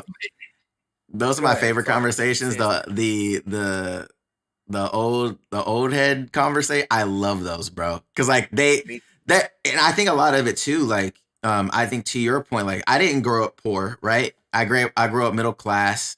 But my Oh, dad was my dad and my mom. Well, my dad was super like live under your means vibes. Like, but he came from nothing. So his focus was, I want to have stuff. I want to travel, right? So we grew up middle class, but we never felt like we didn't feel poor. Like as kids, we didn't feel poor, but we definitely didn't feel like we were balling, right? At all. Because my dad was mad, like we didn't have nothing. I don't want to just blow stuff. I don't want to just, so we kind of lived super conservative when it came to expenses, right? When it came, because I was always hooping when I was a kid. Yeah, exactly. When I was hooping since I was like 5, right? Until like I was like a sophomore in high school. So I was playing year-round basketball, X, Y, Z. I never owned a pair of Jordans. My dad was like, I'm not paying $100 for shoes you're going to tear up. Like, I'm not doing it. Thank Like, you. and it was one of those things where he was like, look, like if you want it, cool, get a job and you can buy it yourself. But it was those types of things where it wasn't just given. But once I got out on my own and realized real quick that my dad's stuff was not my stuff. What the value of money too, bro. So going to the point of living with my parents, going to living by myself, living with my girl at the time, being broke, nothing in, like no furniture in my house besides a coffee table and a bed, no food in the refrigerator besides like condiments, top ramen and easy mac and cheese. Like going to that from where I was middle class to like literally being stupid broke, I was like, okay, it starts to change what you want now. It's like, hold on, bro, hold on, time out. I knew what it was like to live middle class. Now I'm super broke in a poor part of town. I need to figure this out. And I think a lot of times people don't have they don't have they don't see the differences in that lifestyle shift, or they just don't have the motivation. Some people just don't have the drive at all, right? So luckily I developed that, but also because I always had my dad telling me like, you're not hungry enough, you're not hungry enough. And kind of the environment he created because he came from nothing, didn't want us to have nothing. You kind of breed the softness in people when they don't have adversity. It's really weird. Yes. Like, it's really weird because it's like, okay, you come from nothing, you now have stuff. So your kids start here now, right? But they don't know what it's like to struggle. They don't know what it's like to be like, okay, what's going on, or not have both parents, or they don't know that. So how do you teach them to know how to push when there is a wall, when there is adversity, when there is how we gonna make ends meet? You can't really teach that. It's really hard to teach that. So unless you've lived the not having, you don't really know what it feels like to not have. So luckily I had my dad in my ear when I had nothing. I never asked my dad for anything, by the way, but having that play in my head of like, you're not hungry enough, and when I was broke, I was like, okay, I need to figure this out. Like, I need to figure this out real fast, so it was having that. I agree with you. Like, once you go through that or have that kind of experience, you're like, nah, we're not doing that. We're not doing that at all. And that becomes that money gives you options. It's not about, yo, I love money. It's like, no, it gives me options. I can then decide, where do I want to live? Where do I want to go? How do I want to do this? How do I want to do that? You have options now. When you have no money, you don't have any options. You're like, okay, I guess I have to work here because I have to work here. I can't say, oh, you know what? I want to do something else. Why? Well, because I have money. I can decide where I want to go. So I agree with you. Like, there's definitely a difference between people saying like, oh, you only do this for money. It's like, look, bro, like that's a necessity in life. Let's just keep it a stack. It's a necessity. And actually, there's a really good book. I've been studying this a lot in the past year. Like I said, I went through a whole transformation. There's a book by one of my favorite authors named Jonathan Haidt called The Coddling of the American Mind, where he's a social psychologist, PhD. He's a genius. I mean, he was on Joe Rogan a couple times. Actually, I would highly recommend, if you don't want to buy the book right away, go type in Jonathan Haidt, Haidt, Joe Rogan, and listen to that entire show, 3 hours. I was listening to it while playing a video game, and I was just like mesmerized by this man because he did everything you and I are talking about. He's talking about, but in a much more eloquent, scientific way. You know what I mean? Like, instead of us telling real life stories, he's breaking it down, and he talks about how, like you said, kids are way too coddled.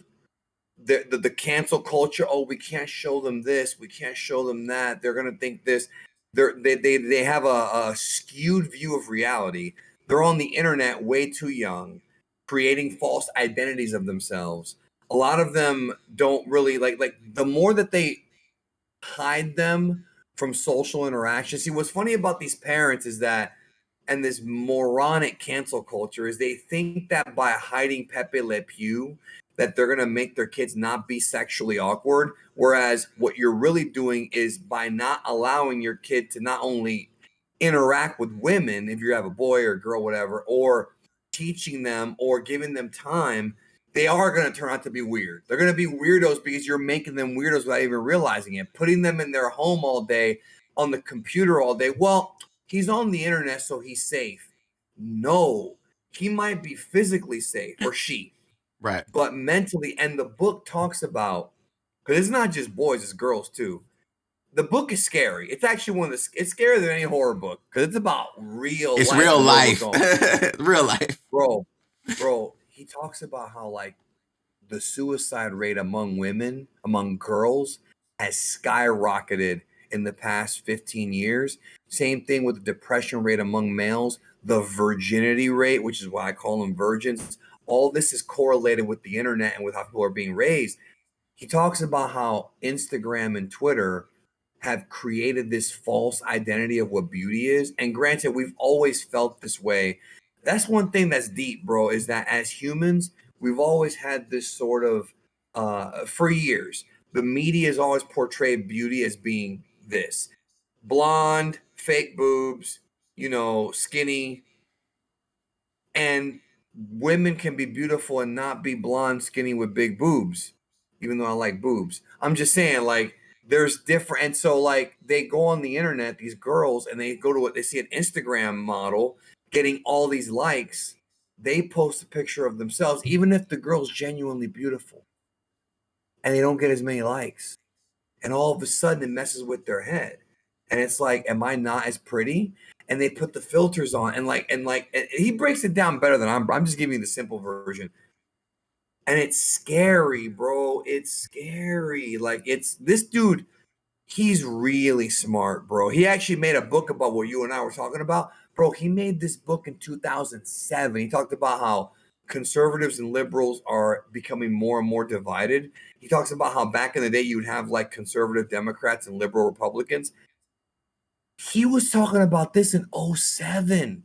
And look Yeah, bro. where I we're at mean, now. Like, I and think that's what makes the book it's so scary, is that he saw it everything is so coming. extreme. Everything's too extreme right now, bro. Like nobody wants to have conversations. Nobody wants to. There's no compromises. Like None. nothing is. It's just None. like what happened to be like. Okay, let's meet in the middle. Let's take a little bit of this, a little bit of that.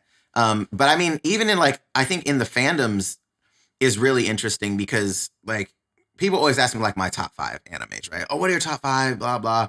And a lot of it, and I only give this as example because I get it a lot because I have a lot of Naruto content on my channel, right? So, Right, yeah. and anytime that I have a criticism about Naruto, it's like, oh, well, you're a hater, blah. It's like, no, actually, I'm not. Don't even get me started. It's Don't in even my, get me it's started. first of all, it's in my top 5. I'm not hating. I love the series. I love the characters. But I think there's a point at which people don't understand that you can be critical of things that you love. They're like, you can be like, yo, like, I love Dragon Ball. Like, people are like, oh, where's Dragon Ball? It's like, Dragon Ball is my favorite anime of all time. It's not the best written. It's not the best No, animated. I love it, no, though. It doesn't you're matter. right. I just love it. So it is what it is.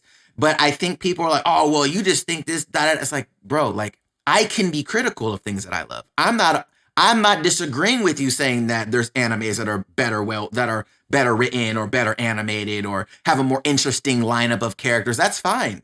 That's great. That doesn't discredit the fact that it's my favorite. The thing You know about what you just said is, it's like you get labeled. If you like something, you're a fanboy. And if you dislike something, you're a hater. And there's never that in between. Like, I can't, like, for example, with me, the granola arc, I made a video 2 months ago criticizing the writing of this arc big time. And Mm. what's crazy about that video is that in that video, in the first 3 minutes, I said, this is what I said. I'm paraphrasing. I said something to the effect of, okay, look, if you like this, cool. there's nothing wrong with liking it. And then right afterward, I said, and I really hate that I have to say that. I hate that we as content creators have to constantly remind people it's okay to disagree. They just don't get it. Like, and no, but here's where, so in the video, I literally go into like my criticisms, and then at the end and at the beginning, because I made sure this is a strategic video. I made sure that I told them, I said, I hope it gets better. I don't want to hate Dragon Ball. I love this franchise, but this arc's just not doing it for me right now. It's not connecting with me on an emotional level. Yeah. I got so many people agreeing with me. People were so cool. But there's always the small handful. I had a guy tell me, he goes, why would anybody watch your videos if you hate Dragon Ball so much? I got 2,200 videos about Dragon Ball. Bro. And it's like, wow, bro. It's like, wild. I literally in the video, I'm like, I want to love this, but I can't. And here's why. Right. Multiple times I said, if you disagree with me, it's cool. I have a question.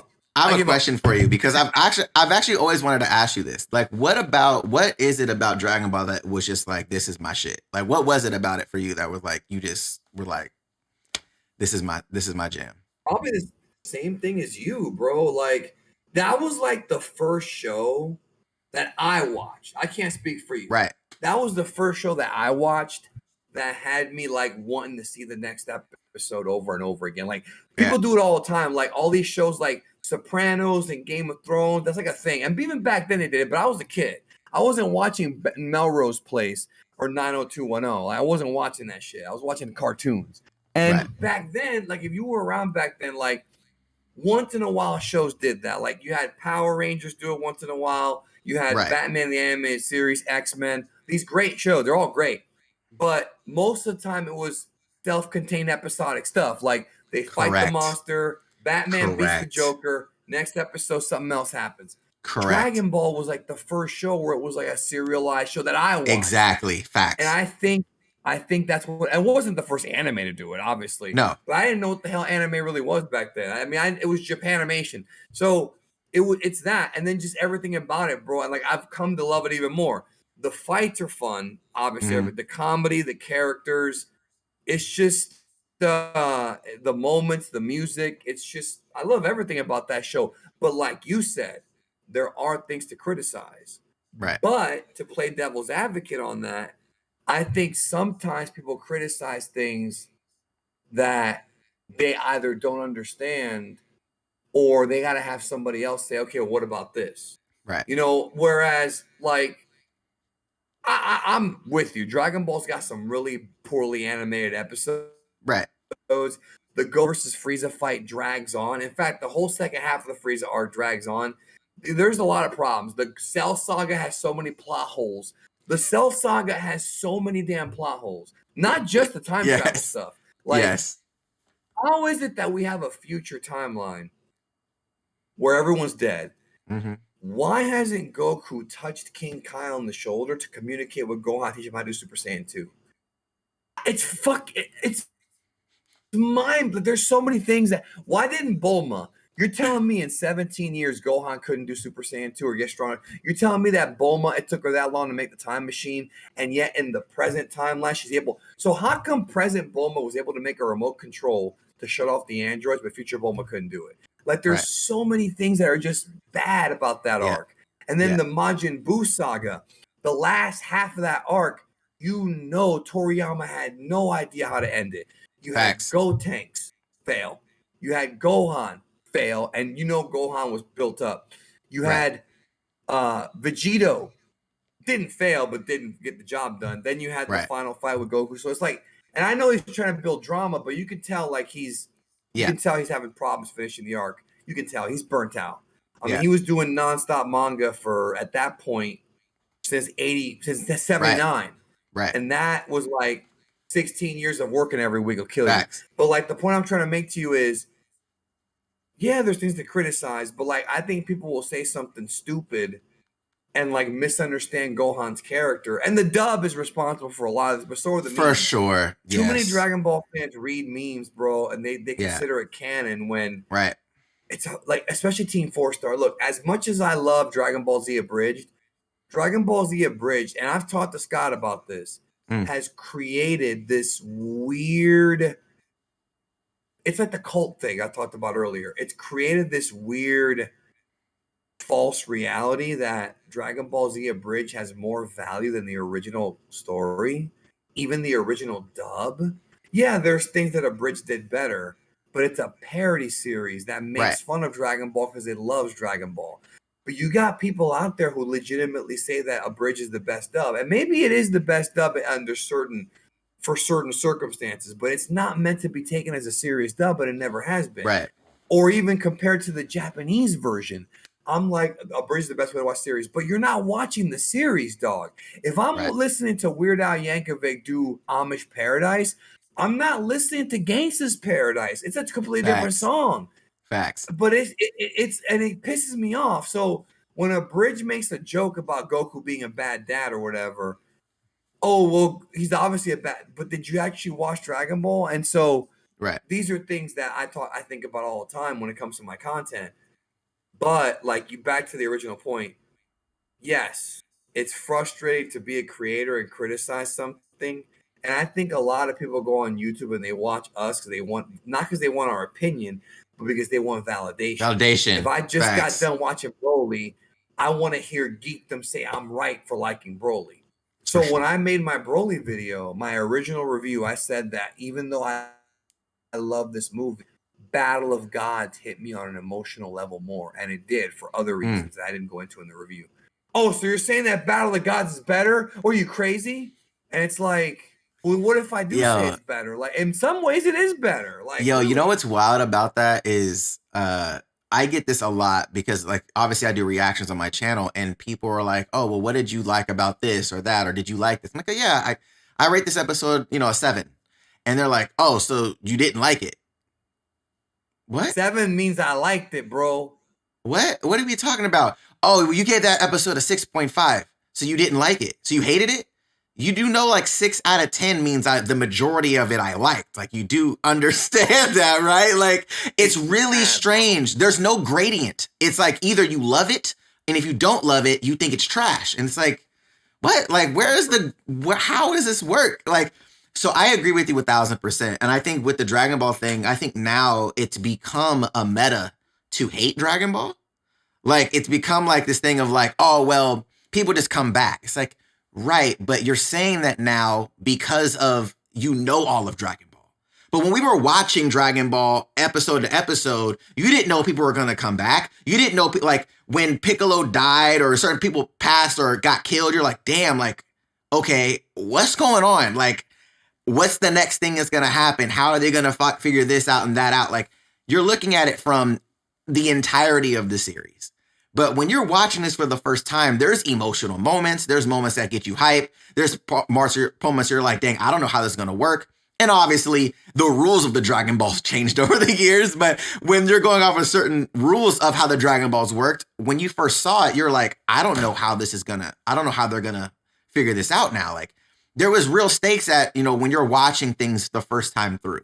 So I think there becomes like this idea of, oh, well, because of X, Y, and Z, it's not good. And it's like, guys, like, I understand like certain people want certain characters to be more complex than what they actually are. Like people want Goku to be a more complex character, but it's like, that's Not not who Goku. Goku is. It's not Goku, who bro. Goku is, bro. He's And a then they write simplistic. fan fiction. Yeah. Yeah, it's like he's No, I was a just saying I country agree with you. They bumpkin, write bro. He's a yeah. country bumpkin, bro. Right. And there are complexities to the character, but I think people get it Right. wrong. And one thing I like about what you said about like the first time you're watching it, one thing that I try to do sometimes, I don't always do it, is when I'm watching something, I try to put myself in the position of somebody at the time. Like, for example, I have a friend of mine who doesn't like watching movies before the year 2000. And I'm like, you Oh, do wow. realize that the majority of classic movies came out before the year 2000. Yeah, but I just, the way they look, I'm like, so you don't like movies that are shot on film? It's like, no. And it's like, first of all, when movies shot on film, it looks more real than digital. It always will. That's always going to be the case. You can't change that. But like, secondly, number two, you're missing out. But number three, like when I watch an old movie, let's say I'm watching Casablanca, it's Mhm. in black and white. I don't like watching movies in black and white that much, but I try to put myself in the time frame of when it came out. Same thing with if I'm watching Star Wars. Mm-hmm. Obviously, there's movies now that do what Star Wars did better than Star Wars, but Right. for 1977, 70. Right. can you imagine being in the movie theater and the only sci-fi you ever saw was like Flash Gordon TV stuff and Right. some Star Trek, and you're in the movie theater, right? And that movie, bro, that's like a perfect movie. Star Wars is Yeah. like a perfect movie. Like, even though Empire might be the best written one and Jedi might have the best ending, Star Wars, A New Hope, is like a perfect beginning, middle, and end. When the crawl and the Mm-hmm. loud ass music, and then you see the planet, and then and you see Yep. the shot. And can you imagine being a Bro. kid in a movie theater in 77? I'm like holding on to my seat, like, and you got the good sound. Like, that's why, like, I don't want to lose the movie theater experience, bro. I know that people are doing streaming now. I know that HBO Max is showing theatrical movies, but there's nothing like being in a theater with other I people. There's agree. actually a ritualistic feeling to it. I Like when agree. you see Endgame and people are crying because Tony Stark dies, like, you're not going to get that if you're watching at home with your girlfriend. She might cry. Bro. When you see grown ass men and kids, and like, there's we kind of bond as humans, Correct. bro. We bond. It's an So event. experiencing like dog, Force Awakens, I don't Was a like moment. the other Bro, Force Awakens was movies. one of the funnest moments I've ever had in a theater, bro. I cried 3 times, bro. Bro, I I was so cried hyped. 3 times. I'm a grown ass man. I mean, I didn't cry like ball, but like I got Right. teary Yeah, eyed. you got the teary eyed. Bro, the scene, it wasn't even when Han Solo died. The scene when Han and Leia reunite, Mm-hmm. they open up the door, she walks out, and they pause. Yep. Bro, I was like, I swear to God, I was Yep. like this. Because then they play the music, the Leia music, Yeah. like just that reunion. I was just like, I felt such a pussy, bro. But it's like, dude, and then like, because that's like kind of realistic. Like, if you Right. have an ex who you loved and you haven't seen her for a while, and then you first lock eyes, all those feelings come back, bro. Right. Not all the time, but sometimes, most of the time. Right. And so she's like, nice hair. And then she's like, oh, it's new haircut. No, new, same jacket. No, new jacket. Right. Like, oh man. And like, then the scene where Rey grabs the lightsaber and they play the Force theme in the background, the twin sons. The music is what gets to me, bro. And that's the same thing with Dragon Ball. Like, one of the scenes that moved me emotionally in Dragon Ball, and this is why I actually like the anime more than the manga, because I'm more of an experience type of guy, bro. I like experience. Facts. Reading is cool, Same. but I like everything. I'm the same. So like the scene, even though Dragon Ball Z episode 190 is mostly a trash episode because they spend the entire time doing a recap of Gohan and Cell, but Gohan's like giving up on himself. He's holding his arm, and then Goku just says, "No, you can beat him. Don't give up." And then Gohan looks up, and his father's talking to him from beyond the grave, bro. This is after my dad died. I mean, I had watched it when I was a kid, but I mean, I got emotional when I watched it after my dad died because now it's like resonating with me. And he's like, "No, you can't give up. You can beat this guy. You're not using your full power." And then they start playing the music in the background. It's one of Kikuchi's most emotional tunes. It's the one that goes, da, na, na, na, Yeah. na. The same one when the same one they play when everyone's giving Goku energy for the Spirit Bomb when they fight Kid Buu. Mm-hmm. And it's emotional because you're seeing, like, watch that scene again in Japanese, of course. You're seeing like characters we haven't seen, like Devilman, like Launch, characters we have not seen in years. And then 17 with the shotgun, and he's like, "I'll help you, Son Goku." Right. And it's like the culmination of everything. Like, it's such a rewarding experience because you sat through this entire life story of Goku, seeing him meet all these people, and now they all have to fight this demon, and they all come together for him. Right. That gets to me more than even Mr. Satan telling the humans to give energy. Because it's like, these are the people Goku met who he had, like people at Penguin Village, like Android 8 or whatever, Ader.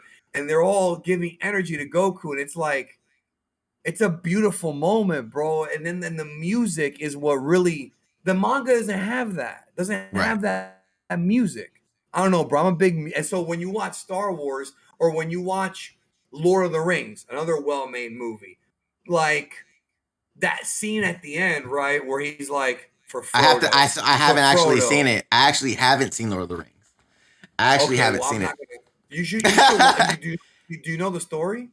No, I had tried to watch it when it first came out, and I fell asleep, and I woke up and it was still on. I They're was like, I very don't know. I long. think They're very long. they're super long, but I have heard from a lot of people that I respect in film that it's a great series. So I'll end up watching it. I just need to set the time aside to do so. Well, when you get to like the last movie, everything pays off. Everything like that's what I'm saying. It's wonderful. Mm. But like another, okay, we'll go back to Endgame, bro. On your left, Yep, exactly. like That tie-in, Niagara, like, yeah, Niagara bro, Falls. And super then dope. Avengers Assemble, which they Assemble, had right, teased for movie after movie, and then they for play sure. that scene. Let's say you watch that scene without the music. Yeah, He just goes assemble. It's cool. right. But after he says assemble, the fucking Yeah, music kicks in. The yeah, Avengers theme, bro. And then you see the two forces colliding. It's right. like that's fucking movies, bro. Like Yeah. that's entertainment. Like you build up. It's like having sex, bro. You build up to the climax, and No, then the I climax is agree. so great, especially for the guy.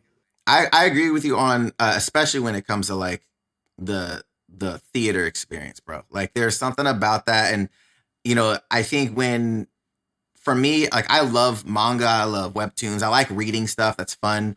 But I agree Dude, with you. Like what was the artist's full intention of this scene? Because when you're reading it, you're thinking of how you're interpreting in this, right? Like you're like, all right, well, this moment is this, and you're reading it at the pace that you want to read it at. But like, what's the artist's real intention of pacing here? What's the mood that they're trying to set? What are the voices gonna sound like in this moment when they're saying these words? What's the characters like? You don't get those things when you read it. You don't get the tone, you don't get the color, there's nothing there that you really can feel besides what you're reading and how you're interpreting what you're reading. So when I get to see like things like Attack on Titan, like me reading season 4 and me finishing it and me watching it, even though I loved reading it, watching season 4 of this, I'm like, oh my God, this moment is deep. Let me ask you a question then. With that being said, do you think that with that knowledge, would it be better to watch Attack on Titan without reading the manga? Then that way you have the full like fresh experience. So I did the first 3 seasons without reading it, right? And you get the surprise, right? You get the oh my God, right? You get the surprise moment, right? So you definitely get that over not knowing what's coming. So you don't have that initial surprise reaction, but you still don't get the characters. You don't get, because you're the one that's reading it. You know what I'm saying? So you're trying to figure out, oh, is he gonna say it this way? Is she gonna say it this way? Is there gonna be a dramatic pause here? Like how is this gonna be cut between another scene? Like you don't get any of those things. So I feel like there's respectfully they can stand alone, but if I were to pick watching it over reading it and then watching it, I would probably pick watching it only. If I were to pick one or the other, like I would probably prefer just watching it from its entirety, from start to finish, without reading anything and getting that full experience of just not knowing what's coming, which is kind of like what I kind of feel sad for people that have read certain stories like what's that like Harry Potter. Like I didn't read. Bring that up. I watched all of Harry Potter, bro, at the end of 2019 because I had never seen them. I watched them all in 2017. I had never read the books, but everybody tells me the books are better. And there's so Well, many plot points they cut out. So here's my thing. When I watched it in 2019, I'm watching it and I was like, okay, I think this is severely overrated. This is what I'm going. I'm like, this is severely overrated. I felt like Thank you. I felt Thank like you. I am I not a felt Potter fan. I felt like they focused really on two houses and none of the other houses in the thing. They really didn't do any magic, rarely ever. It was like, and then each of the movies was an entire school year. So I was like, before you say anything, look, I don't hate Harry Potter, but I agree with you. I watched all 8 of them without reading the books, and I said, this is not that. Like, I didn't hate it, but it was like I watched it once. I have no desire to see it again. The only one I really loved was Prisoner of Azkaban because it has A, time travel, and B, Gary Oldman, my favorite actor of all time. But I'm with you. But everybody who read the book says, the thing is, it's different though, because the book has, from what I heard, several plot points that aren't in the movie. And like you said, they try to cram a whole school year into a movie, but a thick-ass book can cover it better. That's my point. So after I got done watching it, I was like, I feel like they left so much stuff out of this. Oh, because I was read the book. No, I didn't. I didn't read it. I didn't read it at all. So after I'm done watching it, I was like, I felt like you didn't expand on the universe at all. You only focus on 2 out of the, I don't know, 4 or 5 houses that are in the school. I was like, okay, what am I missing here? Like, it just felt like things weren't as big as people explained them to be. So I'm like, all right, there's gotta be way more in these books than what was displayed in a 2.5, 3-hour movie. Like, so I was left underwhelmed, to be completely honest with it. I was underwhelmed after watching it. And I was like, damn, like I really wanted to like this. So I might have to figure out if I can do like an audiobook of the Harry Potter series so I can just like, because I want to know why people love it so much. At least the first book, right? So you can kind of get like at least the first book to see if you like it. You might not like the books either. Fair enough. I just feel like knowing that some of my friends that are into Harry Potter and the lore of it, I didn't feel like the movies did the lore that they have explained how big it is justice. I was kind of like, okay. You know what? Let me tell you something right now. Lord of the Rings, it's interesting. So nobody has more lore than Tolkien. Tolkien is like the king of lore. Not even Dragon Ball. Like nobody has more lore than Tolkien. But like the movies, interestingly enough, those movies are long. The extended versions are like 5 hours, 4 hours long or whatever. But Peter Jackson really did a phenomenal job because he moved some stuff around and he actually cut out 2 very major scenes depending on your perspective, but he did a great job because he actually got the story in there. In fact, he actually did it better in the book in some cases because there's a part in the book where they go to Rivendell. This is not really a spoiler. They're there for 2 whole last chapters talking and talking and talking. And it's not even like interesting lore. It's okay lore. In the movie, they get through that fast. So there are movies I think that do it well, but I think Harry Potter ultimately, like you said, there's so much more lore. I mean, dude, Order of the Phoenix is like this thick, and the movie's like 2 hours and 20 minutes, something like that. So, yeah, but with no way. manga, it's different because they usually adapt the entire manga and then add filler to it to make it longer. Usually, I mean, everything's different. But I still feel like we talked about the visual experience. Like if we had seen Dragon Ball Super Broly in manga form, it would have looked cool. But there's something about like dun dun and like the performances and just. I've always been more of a visual and audible guy than like a reader. Yeah, I mean, I'm with you as well. I'm with you as well. I think I don't think a manga version of Broly would have been dope. To be completely honest with you, because like besides the intro of that movie talking about the backstory between Frieza, Vegeta, and Goku, there's really no more story. It's just fights. Like for an hour of the movie is just fights, which is dope. It's meant to be a visual experience. It's meant to be that way. Exactly. So like before we wrap up, I actually want to get I want to get your perspective on something because I know a lot of people that ask about animes becoming live action adaptations. And I think my I'll thing is answer this, that. and I'll give you my thoughts on it before I let you just go on your on your zone with this. My biggest criticism of this is the fact that I think twofold. One, the fans tend to want an exact replica of what they saw in an anime in live action, which one, I don't think works because a lot of things animated just don't translate to real life the way that they think that it do. Case in point, Wolverine in yellow spandex. We would not want that in real life. I'm sorry. You're not going to want a grown ass man running around in yellow. It just doesn't work. Number two I mean, is at least they made a joke about it in the movie. they made a joke about it, right? So, but then the second thing would be, do you think a lot of it comes down to certain iconic silhouettes that just can't really be emulated, at least at this point in time, with current technology? Like, let's say silhouette like Goku's hair. Like, there's no way you're gonna like. It just doesn't even look realistic to even be in real life unless you like paint the picture of the world that Goku is on is not Earth. It's its own Earth. You know what I'm saying? So I want to get your thoughts on live action adaptations into anime. Do you think it can work? Do you not? How do you vibe? What's up? I'm not a fan. I'm not a fan. Not just for the reasons you listed. I think the real problem. I mean, that's you're wrong. Everything you said, I agree with.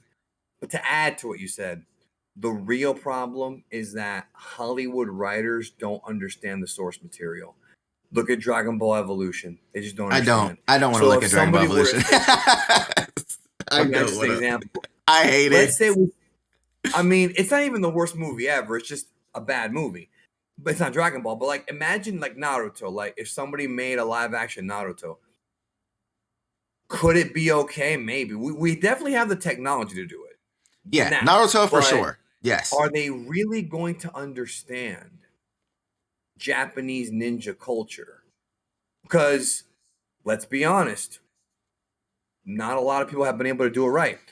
Sasuke and like characters like Sasuke and characters like Jiraiya and all that, these aren't Naruto characters. These characters have Right. existed Their in lore. Japanese lore. Yes. All the Sonnen Dude, were actual lore of in Japanese. Like all the Sonnen were. bro, I Yeah. watched Ninja Sentai Kaku Ranger, which is the Super Sentai show from like 94 that got adapted Mm-hmm. to Power Rangers season 3. Yep. And there's characters there named Jiraiya and Sasuke. It's like the same names. I Right. see it in video games all the time. And like Hollywood doesn't understand Dragon Ball. They're not gonna understand One Punch Man. They're not gonna understand. I mean, maybe I'm wrong. Maybe somebody will come along and understand. But it's just not gonna be adapted correctly based on the core because Asian culture is just so different than Western culture, bro. Yeah. Like, it's just so different, and they could barely even get comic book movies right up until the 90s. So, I have a I question. just don't. I'm I have not a a question fan. though. I have a question though. Oh, What about oh. the Japanese film companies that do live action adaptations of their animes? Because I don't fuck with them either. Well, that's what I was going to get to next. I just don't like you said, I don't like the idea of because you can do so much more with animation than you can with live action. You can do so much more. And it's such a different visual look and a different feel. One thing that I will tell you is that I do not like the fact that animation does, in my opinion, it's fact, it's not an opinion. Animation does not get the respect it deserves. You and I might respect it. People who watch this video might respect it. But how often do animated films really get nods for Best Picture? Nowadays, thanks to Pixar movies, we see more of it. But I Right. think outside of Little Mermaid and Beauty and the Beast, back in the late 80s, early 90s, there weren't many animated movies that even got close to the respect that a live action movie gets. I Right. have friends of mine who are Star Wars fans who won't watch Clone Wars, even though I tell them Clone Wars is better than the sequel trilogy. Clone Wars is a quality show. Mm. They won't do it because there's just some people just see animation as cartoons. Yeah. However, I think our generation and the one after ours has evolved to the point where now we respect it more. So I Right. think in the future, hopefully, hopefully in the future, we'll have less snobs to where they'll take anime. So we won't even have to have live action, anything anime. We Right. can have a movie. We can have Demon Slayer. Let's just say Demon Slayer. Right. Go to the movie theater. Have a full 8-week theatrical run. Get nominated for Best Animation or Best Picture and actually be taken seriously. Right. Oh, since when can an anime movie not Right. be equal to a real movie? Fuck you. Spirited Away, like all those Ghibli films, those are the only Right. ones that get respect. But there's Right. more good anime movies than that one. You know? I agree. I mean, I think to your point as well, like, all right, so here, my final question on this is, what if, because I think this could be interesting, is if they did a live action adaptation in the world of the anime. So, for instance, if it's like Dragon Ball, but it's not of Goku and whatever, but it may reference certain tribes or planets or whatever, but it's in the universe of, but it's not like kind of cool. It's not taking Goku and Vegeta and whatever. So you're telling a unique story in the world of Dragon Ball, but it's not of the characters in the story we've already seen in anime. So it doesn't take away from those characters, and it gives us more in the lore, but it's like an additive. It's not a replacement for, or we're going to redo Dragon Ball, but in live action. How would you think of something like that? I like the idea a lot, actually, but I got to put my marketing cap on. That's going to be difficult to market because you're going to have to promote this movie to a new audience who doesn't know what Dragon Ball is, and to the Dragon Ball fans. And some Dragon Ball fans aren't going to watch anything if Goku's not in it or Vegeta. Facts. Other anime fans, other Dragon Ball fans are going to say, well, this is going to be just it's going to be Evolution or whatever. Right. Like, I think, I'm not against the idea, but I think you're going to have to get the right team involved. You're going to have to get Toriyama approval. That's going to be a big one, because, especially in Japan. You're going to have to get Toriyama involved without question. Facts. And you're going to have to, and even if it's like One Piece live action, you have to have Oda involved. You have to, because there's like a lot of respect there. Right. I think, like, for example, a good example would be My Hero. I think My Hero actually can translate into live action because My Hero is very Western. Yeah. Superheroes. I think that one, they could do a total My Hero live action series. Yeah. Dragon Ball, though, is so, and Naruto, and there's certain shonen, like Fist of the North Star, there's a live action, but there's just certain like shonen stories that just don't work because they're very Eastern. Even though Dragon Ball manages to have both Eastern and Western, which is why it's so successful, because it has a big hybrid of East and West, it's still too Eastern and too unique. Goku being the Sun Wukong, the empty-headed warrior. Right. I don't think Americans are going to understand that. We grew up with Bruce Wayne and Tony Stark, these smart billionaire dudes. Yeah. Goku's the opposite. Right. I feel like for a mainstream audience, they're going to look at Goku and be like, why do we care about this? It's just not going to work. Right. But the Dragon Ball fans are going to get it. So it's tricky, bro. Like, I'm not a marketing genius. I like the idea. It's just I would have to think more than just today. I would have to think about how to market it. Like I'm just thinking, how would they market it to where you're respecting the fandom, but you're giving them something, but you're also trying it in a different format. Hell, maybe Toriyama's comments about the new movie being a new visual style will be live action, and we're all gonna get screwed. I hope. Hey, new visuals, live action. Toriyama as Master Roshi. Nobody can play Goku, bro. That hair, like, it only works. It only works in anime. The silhouettes in that show are too iconic, bro. Like, and I think that's may what hinder anybody really trying to translate properly is the silhouettes are too iconic. But it needs to get the respect it deserves as a serialized show that did it and got over internationally. I don't think Dragon Ball gets the respect it deserves. No. I've always felt, and maybe I'm crazy, maybe I'm nuts, I've always felt like when Dragon Ball Z was on the air back in the 90s, if they put it in a prime time slot with a better dub, a more accurate dub, more adult dub, not pornographic, but just adult, like mature, blood, like the Japanese version, like a good, solid dub, like what they do now, I think it would have been even bigger had they put it on like on Fox after The Simpsons. Right. I truly believe it would have been even Yeah. bigger. I really believe that. Possibly. I sincerely believe that. Possibly. I think that's it for us. I mean, I know for me, it came on like 5:30 on Cartoon Network after Sailor Moon. Too. Right. So I was like, oh, okay, this is it. Right. Like that was my jam. But I agree with you. It definitely, if it could have had a little bit more of that adult, the real dub of it, the actual real visual, not the spit when it was blood, or like for sure. I think it would have definitely garnered a little bit more attention than just being a kids show. For sure. I definitely agree with you on that one. But man, what time is it there, brother? What time is it where you are? It's getting dark. It's 6 a.m. It was lighter when we first started talking. I didn't want to leave and turn the lights on here in the middle of us talking. But no, you're good, brother. 18. But look, bro, waking up, bro. Yes, man. Yes. And it's one of those things too, like the time difference, I always forget. Cause I'm always like, oh, like every show that I'm doing, whether it be with my guys, it's like, it's nighttime there when I'm doing the show here in the morning. So, but, look, man, I want to see if we can get back on and do more of this on another time as well, man. Maybe talk about some more anime stuff as well, bro. It's been really dope talking with you today, man. I mean, I was actually going to bring up a topic about marketing. I was going to talk to you about, we'll do it next time if you want, about whether or not Dragon Ball would have worked if they had started with Dragon Ball and not Z, because that's the one thing that my brain, like, that's a very difficult argument, because if we're looking at this objectively, not as fans, Dragon Ball's a better story. I'm the kind of guy who says they should have started with Dragon Ball and told the story correctly. But would it have been as popular here if they started with Dragon Ball? And they did, but they stopped 13 episodes in.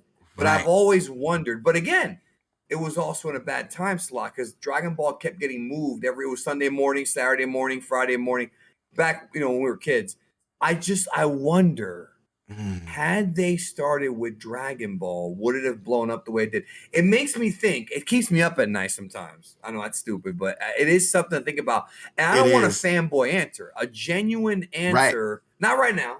Next time. Because it's something to think about because it does make you think. I agree. Anyways. We should. I'm down, bro. But I appreciate you stopping by, man, chatting with your boy today. I love having talks with you, man. You're a dope mind to chat with, bro, for real.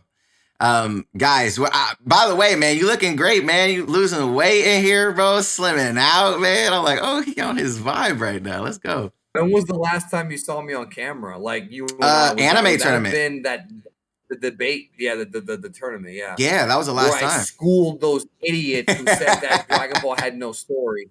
Listen, you can say that there's better stories than Dragon Ball, but you can't say it has no story, bro. You're a bro.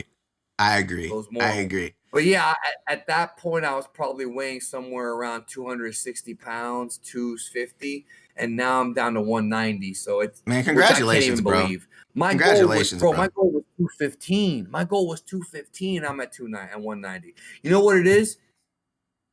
It's not about losing weight.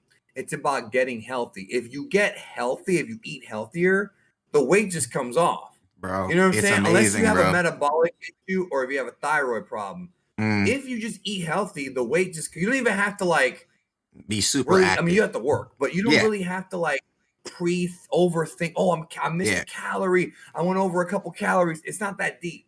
Just eat better food and eat better food, bro. Facts. And eat less. And it doesn't have to be all salads, bro. I eat greens because I have to, but there's different greens.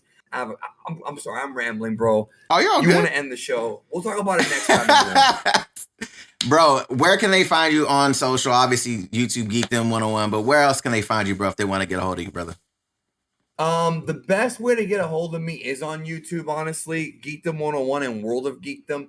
My Twitter's at Emperor Big D, but it's pretty much all business. And then Instagram is, what the hell is my Instagram, bro? I don't even remember what the hell my damn Instagram is, bro. I use it, but I use it to post pictures and stuff like that. Right. My Instagram is Geekdom Big D. There we go. And they're all different because I couldn't get the same name. And then Twitch is Big D Geekdom 101. So nice. It's always something involving Big D or Geekdom. Big D. Not because I have a big penis. No. I was given that name in 7th grade, and that's my original name before Geekdom 101. So there you go. But just go to the channels. Go to the channels, bro. Check them out. You guys know Geekdom 101, the Dragon Ball historian. You're always gonna have my respect, sir. I appreciate you for stopping by, man. Make sure you guys check him out and check out our previous podcast on his channel, bro. That was a really deep talk. Bro, it's always a pleasure to have you on. Wait. That's on geekdom101.libsyn.com. That's the Geekdom 101 podcast. It's audio. Got you. I'll link it. Send me the link, bro, and I'll make sure I put it in the description. People can check that out for sure. But guys, we'll catch you. We'll talk about it later. I'm being stupid. Sorry. You're good, bro. You're all good, brother. Guys, we'll catch you guys on the next one, man. I appreciate you guys. Shouts out to Geekdom 101 and stopping by, man. Taking his time. We'll catch you guys on the next podcast. See you later.